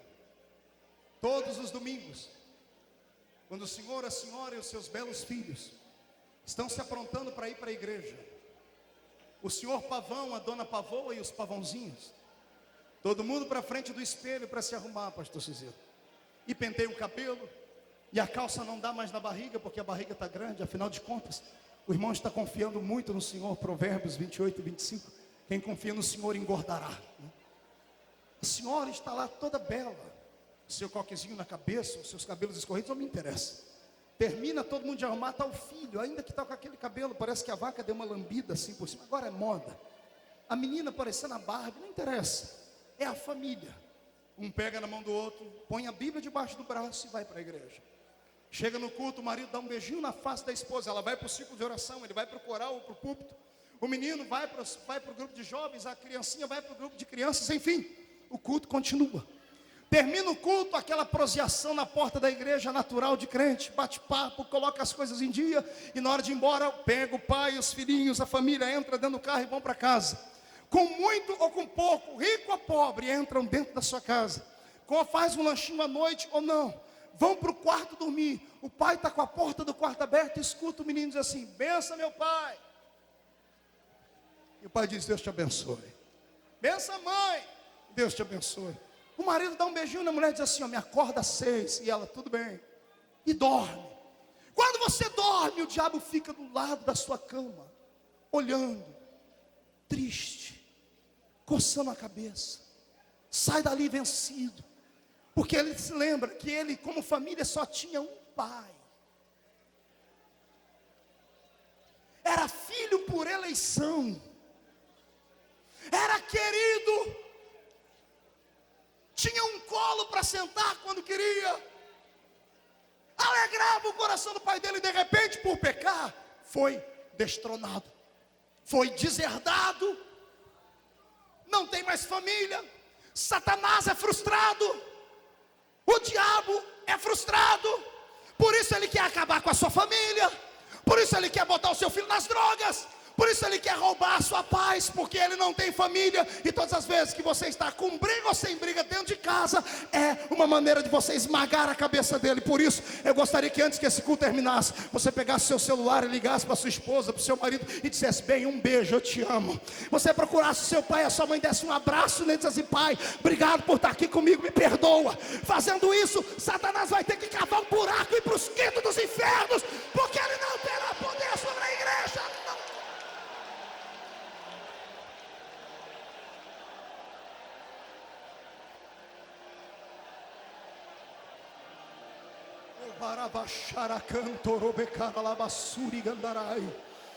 Em nome de Jesus Cristo, Deus está abrindo o leque da revelação para esta igreja. O Senhor está lhe mostrando agora os pontos facultativos onde o diabo tem tocado na sua casa, no seu ministério, na sua família. Eu quero que você pare de dizer que ele é grande. Quero que você pare de se curvar diante de qualquer problema. Quero que você pare de ficar se esmolando com pastores aí dizendo: ora por mim, pelo amor de Deus, levando foto daqui para colar, fazendo hora extra na igreja dos outros. Pare com isso. Não deixe Satanás perceber que você pensa que ele tem poder. Fique grande hoje. Olhe nos olhos dele e diga assim: o meu Deus pode me livrar da fornalha, mas ainda que ele não me livre, eu não me curvo diante de ti.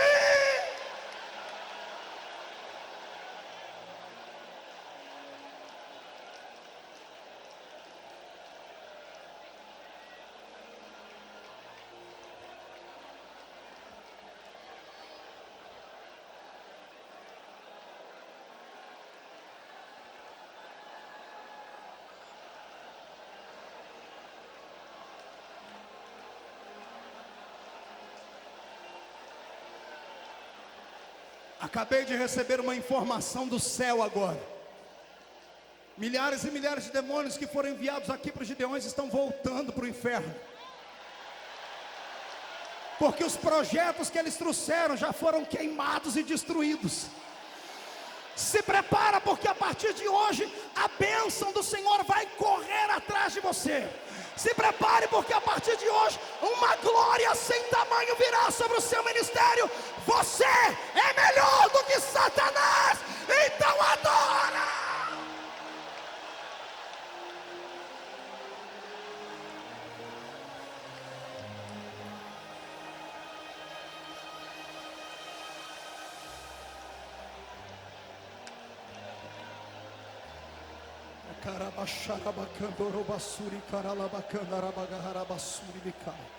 Levante as duas mãos para cima, porque como igreja somos família também. Vamos quebrar aqui agora alguns elos feitos pelo inimigo de nossas almas. Levante as duas mãos para cima, chacoalhe suas mãos assim. Deus, coloca um elo de família entre nós, não um contra o outro, mas um pelo outro. Deus, quando teu filho tocar o ombro do seu filho, ou vice-versa da filha, quando nós fizermos aqui uma corrente e formos uma família só, mostra o tamanho da sua autoridade. Coloca brasas de fogo na palma das mãos desse povo agora. Abraça o irmão da esquerda, abraça o irmão da direita, abraça aí fora. Se ele empurrar sua mão, abraça ele assim mesmo, abraça ele, agora, olha aí, Satanás.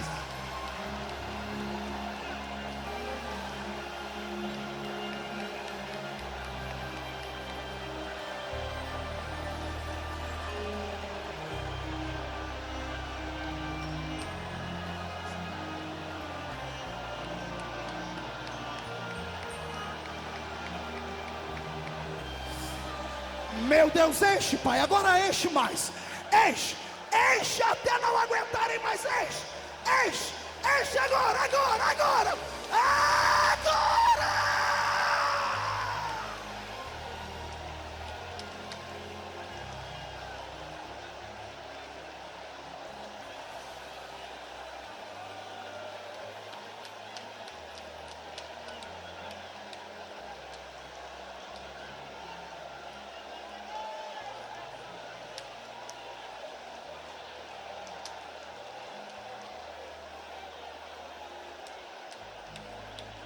Senhor, eu ministro sobre os irmãos que estão do lado de fora desta igreja agora.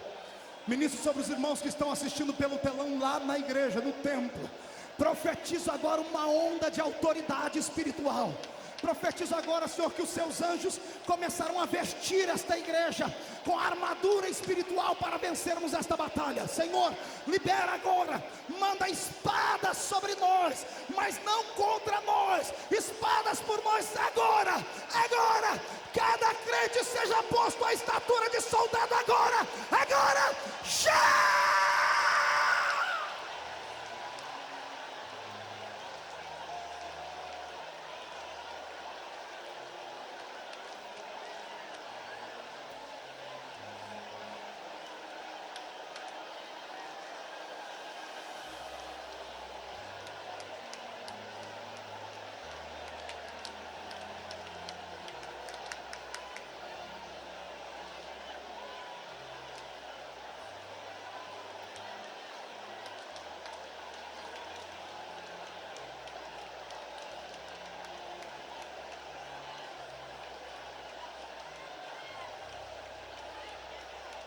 Toma aí, potestade, principado, em nome de Jesus. Toma aí. 700 anos aprisionando a mente dos homens, dizendo que podem, mas não podem. Tomem agora este coro de glória e graça. Esta, disse Jesus, é a sua igreja.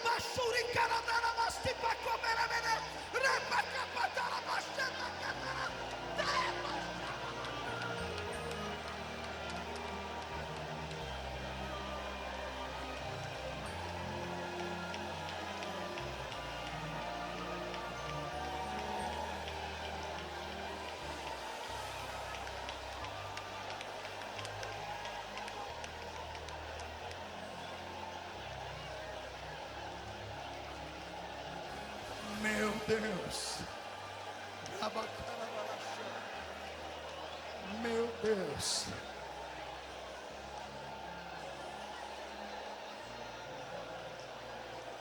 nossa luta não é contra a carne e o sangue, mas sim contra os principados e potestades que atuam nas regiões celestiais. Senhoras e senhores, direcionemos as nossas metralhadoras espirituais para o alvo certo. Direcionemos essa noite as nossas ogivas nucleares contra os alvos corretos. Nada de inveja, nada de porfia, nada de intriga, nada de competitividade, nada de um querer ver o brilho do outro ser apagado, nada disso. Nada de uma igreja achar que é melhor do que a outra. Nossa briga está travada hoje, é com Satanás, é com os seus demônios. E eu profetizo que nessa queda de braço nós levaremos a melhor, porque a glória e a graça desce sobre nós.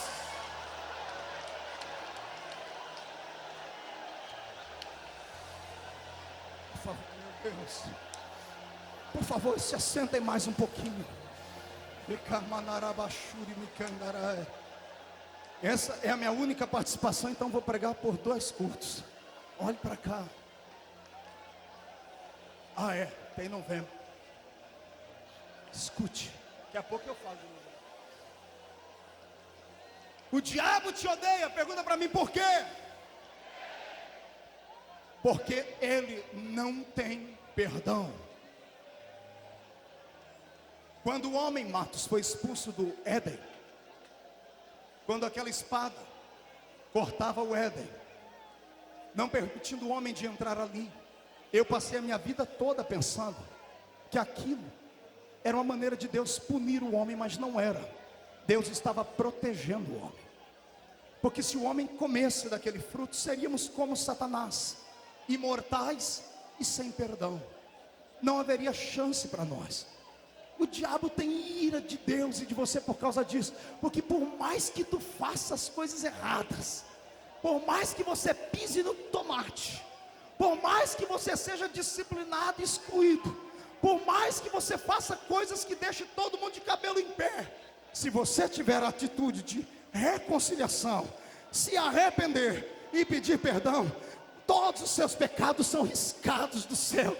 Você ainda vai morar para o céu fazendo figa para Satanás, mostrando a língua para ele, dizendo para ele: por mais que você tenha força, você é eternamente condenado. E eu, além de ir para o céu, posso levar um monte de almas comigo. Satanás não pode com você.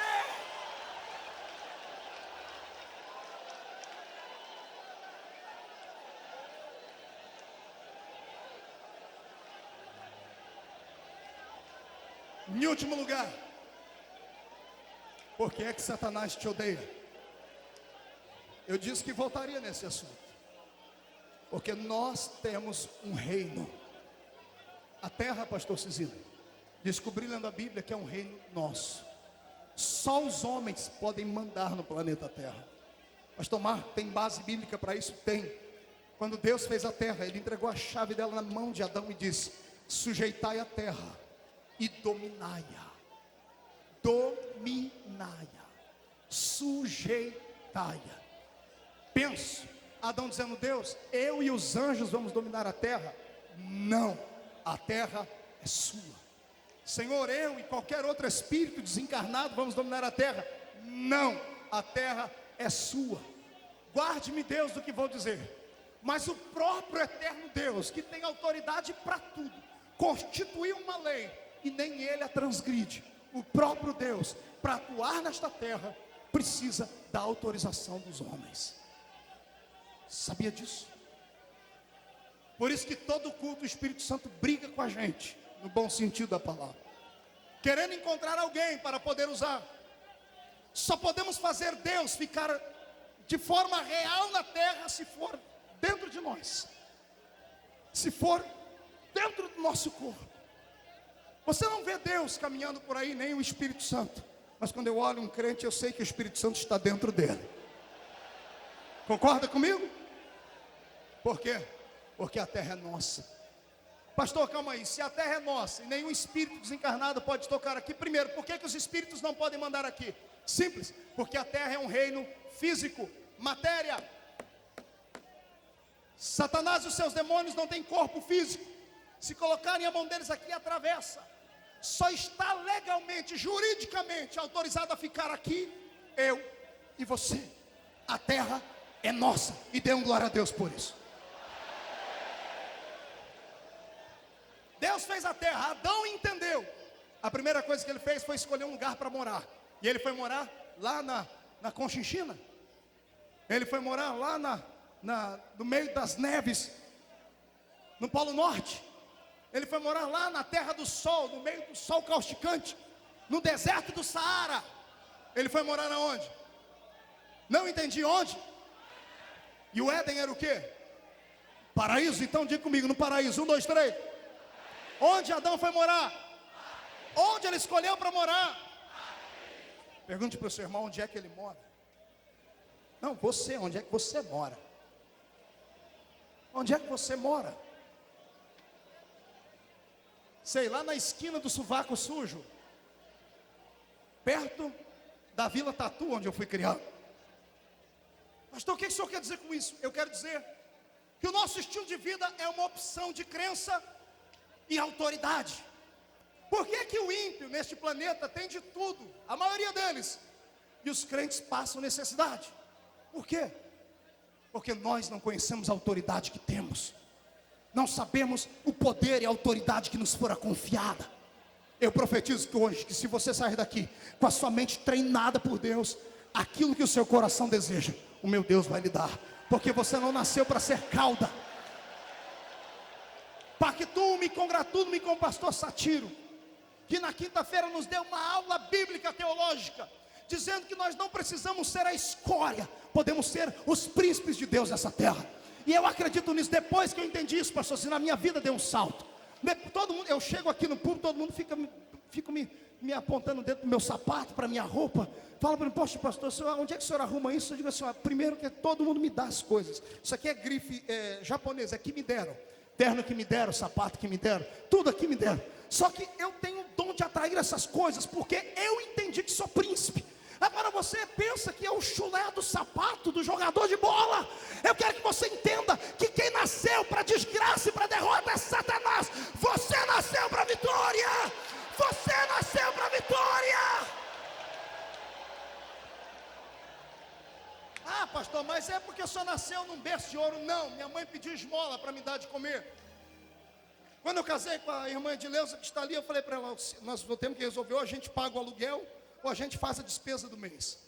Morava numa casinha de 3 cômodos, que para entrar eu e ela e a outra filha, e quando eu recebi uma visita, um de nós ia tirar para o ímpar para ver quem saía de casa. Andava numa Brasília desgraçada, que só o sangue do cordeiro, pastor Silvio. A Brasília tinha um apelido na minha cidade, Brasília Ungida. Onde eu passava ficava uma poça de óleo no chão. Eu era cheio do Espírito Santo, mas não conhecia o mundo espiritual. Quando eu descobri que esta terra é minha, eu passei a olhar o prefeito da minha cidade, que tem 42 fazendas de igual para igual. Passei a olhar os empresários, quando chegam perto de mim, me vem bonito, você é empresário, falou, não me rebaixo. Recebi 5 ligações agora de 5 partidos em São Paulo, querendo que eu saia candidato a deputado estadual e federal. A minha resposta foi essa: eu não me rebaixo. Nada contra os que já são, nada contra. É porque Deus me colocou numa estatura muito mais elevada. Está entendendo? Assim como Deus me colocou, Ele vai transportar você hoje. Aquele demônio que estava fazendo sombra sobre a sua vida, que era um chapéu sombreiro, hoje vai virar um tapete debaixo dos seus pés. Então saia do chão para adorar.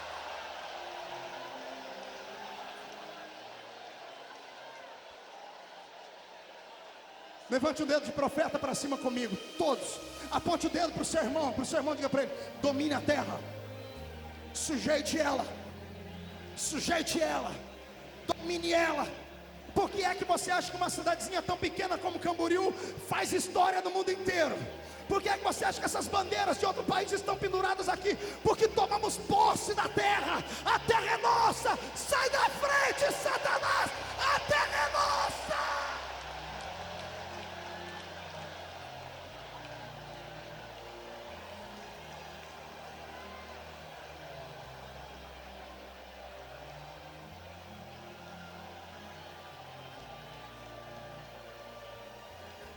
Pastor Marco, pois não, o senhor não está esquecendo nada? O quê? O senhor falou que o diabo não pode entrar aqui, mas ele acabou entrando. Pois é. Uma falha.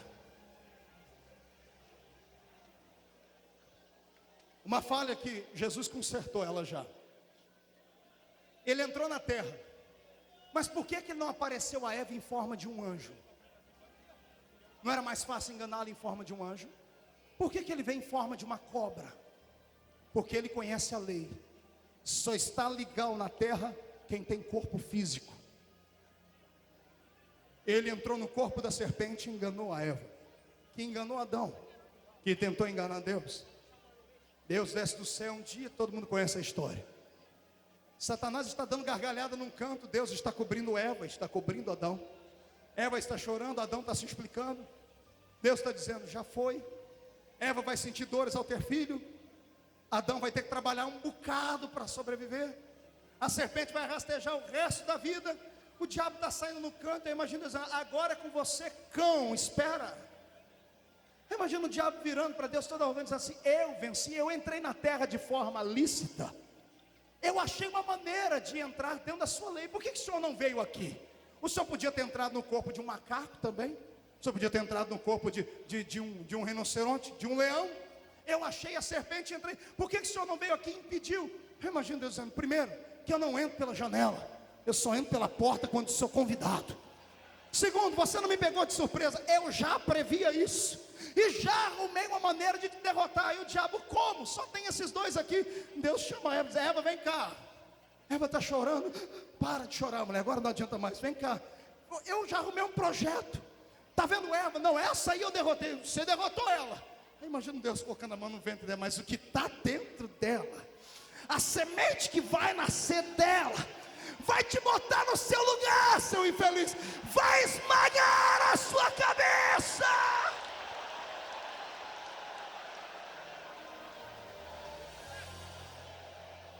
Deus dizendo que ele entraria na terra de maneira legal, sendo convidado. A história foi tão boa que eu acho que o diabo nunca mais dormiu depois dessa história. Até o nascimento de Jesus, ele devia dormir com 85 caixinhas de leite chotando lá da cama dele. Porque toda vez que uma mulher engravidava, a cabeça dele doía. Será que é ali? Será que é ele que vai ser o Messias? Será? Os demônios chegam porque ele não é onisciente, não pode estar em todo lugar ao mesmo tempo, não é onipresente. Os demônios, mais uma mulher engravidou. E ele, será que é agora? Será que é agora? Deus gostou disso. Aí Deus flagelou a alma dele. Deus deixou ele atormentado por milhares e milhares de anos. Para ajudar um pouquinho, Deus começou a levantar os profetas só para deixar ele mais irado. O profeta gritava assim, eis que ele vem. E o diabo se apavorava. Para com isso, profeta. O outro diz assim, ele já está chegando. E está vindo saltando pelas montes. Um dia Deus apressou as coisas. Disse, Isaías, vamos explicar como é que eu vou chegar. Isaías levanta a boca dele e diz assim, escutem porque eu vou profetizar.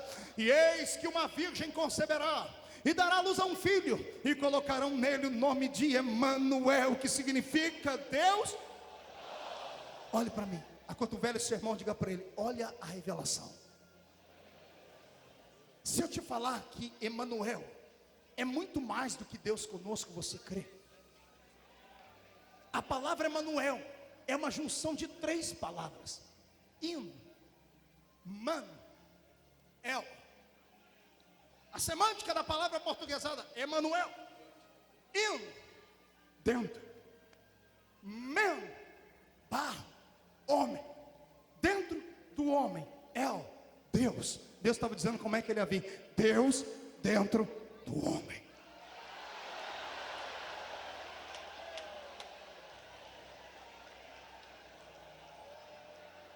Você não está sentado perto de um qualquer. Essa pessoa que está sentada do seu lado, ela porta dentro dela Deus. Deus está dentro de você. Você está entendendo isso? Não, você não está entendendo, porque está me olhando com o olho seco, igual olho de sapo que morre no dia de enchente. Você está entendendo o que eu estou falando? Deus habita dentro de você. Então explode adorando.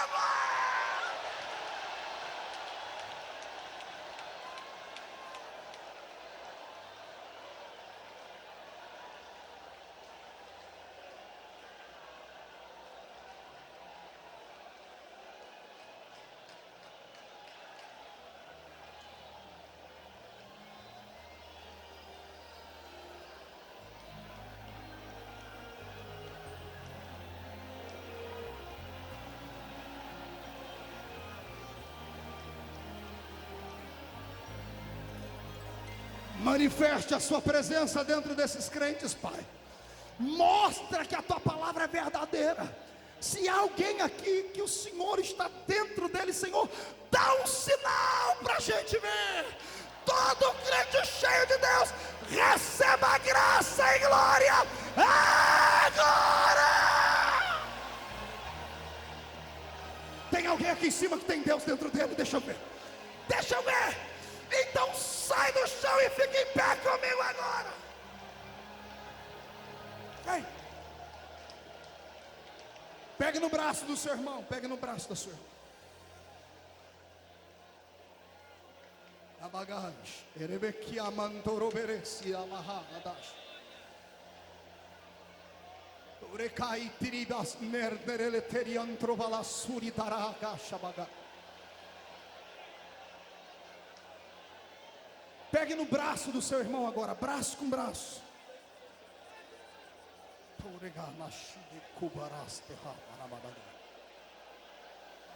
Taindoroesh Biribi Ambarastekata.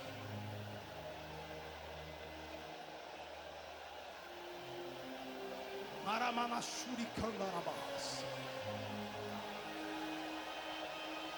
Senhor Deus, tenha piedade de mim agora, mas eu desafio todas as forças espirituais contrárias da maldade que operam no estado de Santa Catarina e em toda a Federação Brasileira a ouvirem o que vou dizer agora. Os seus dias neste Brasil estão contados. Arrumem outro país para atormentar, porque os gideões sairão daqui motivados e cheios de autoridade para te expulsar.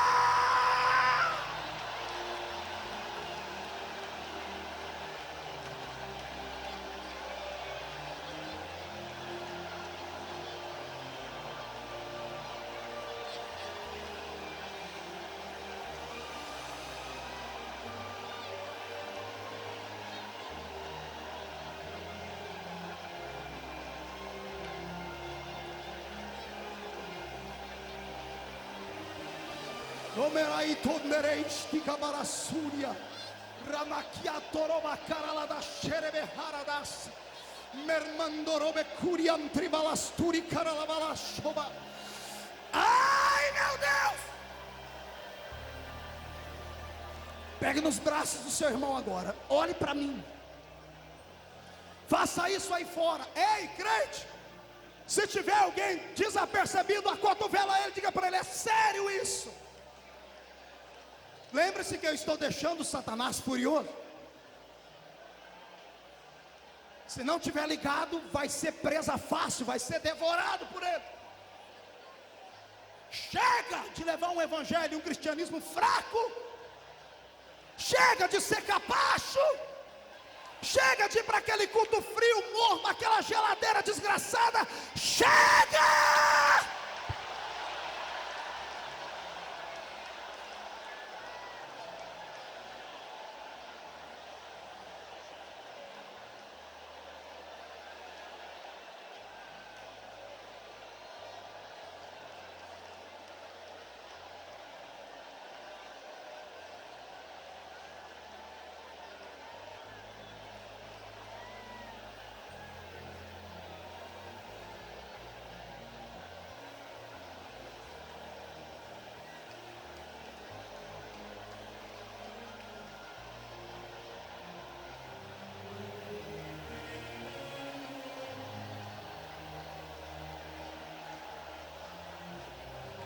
Olhe para mim.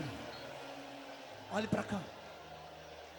Continue segurando o braço do seu irmão. Faça isso aqui em cima, pastores. Muito obrigado. Até o seu prefeito está segurando. Olhe para cá.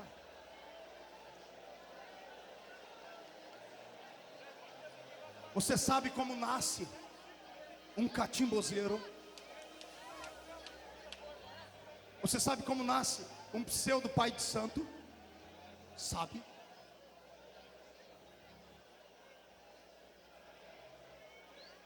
Quando lhe é revelado que ele tem o seu espírito iluminado, entre aspas, e ele é sensitivo, levaram ele para uma mesa chamada mesa branca, que de branca não tem nada.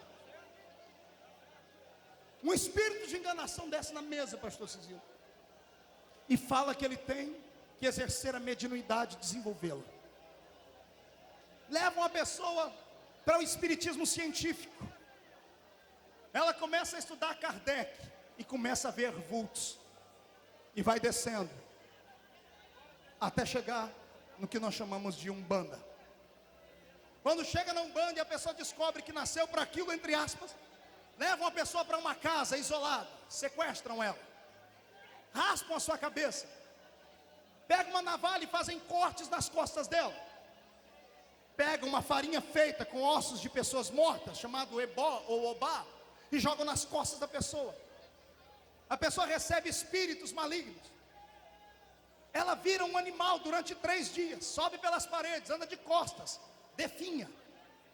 Recebe espíritos como de crianças, babam, brincam, querem bala.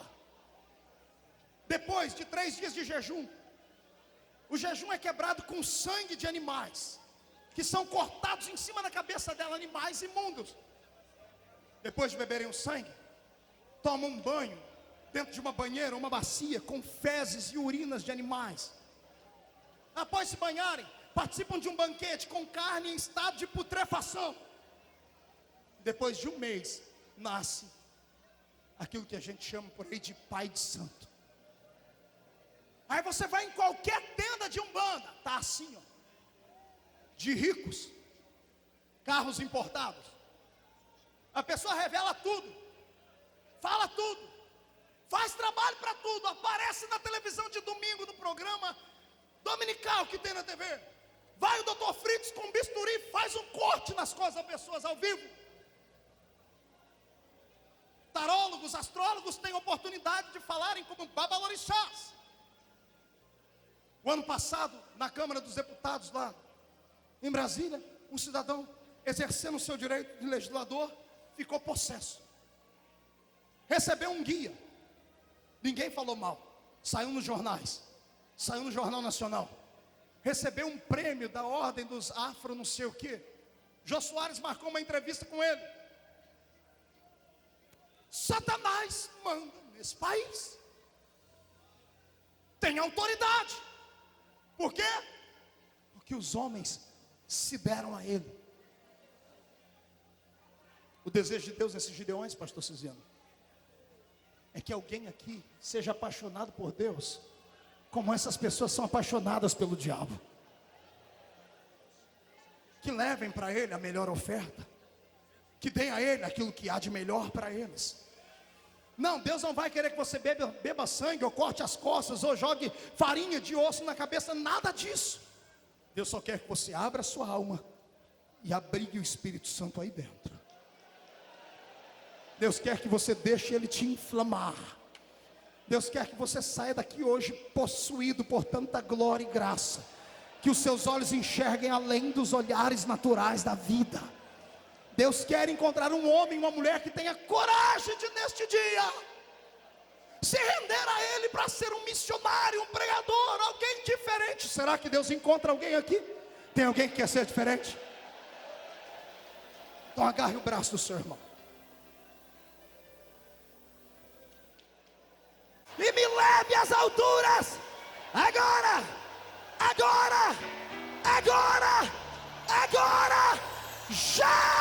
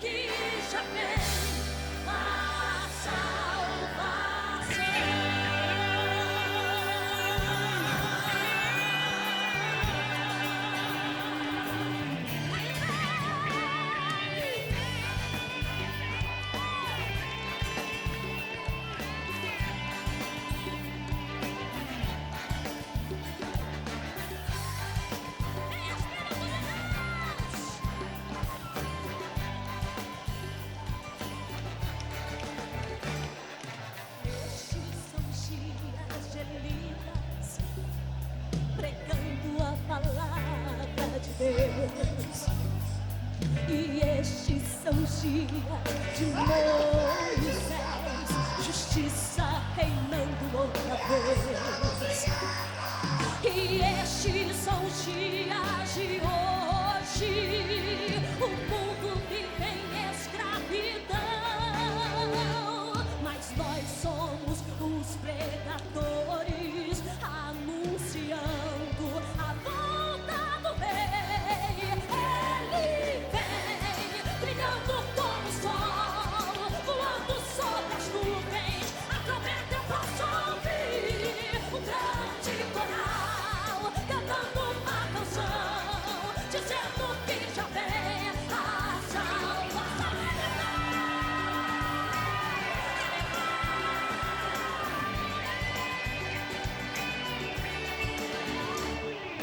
Estes são dias de Ezequiel, os ossos voltaram a viver. E estes são dias de Davi, erguendo grande louvor. E estes são dias a ceifar, os campos já brancos estão. E nós somos trabalhadores, realizando a colheita. Aí fora, pelo telão, receba. Receba essa autoridade agora. Agora, agora, agora. A trombeta eu posso ouvir, um grande coral, levando uma canção, dizendo que já vem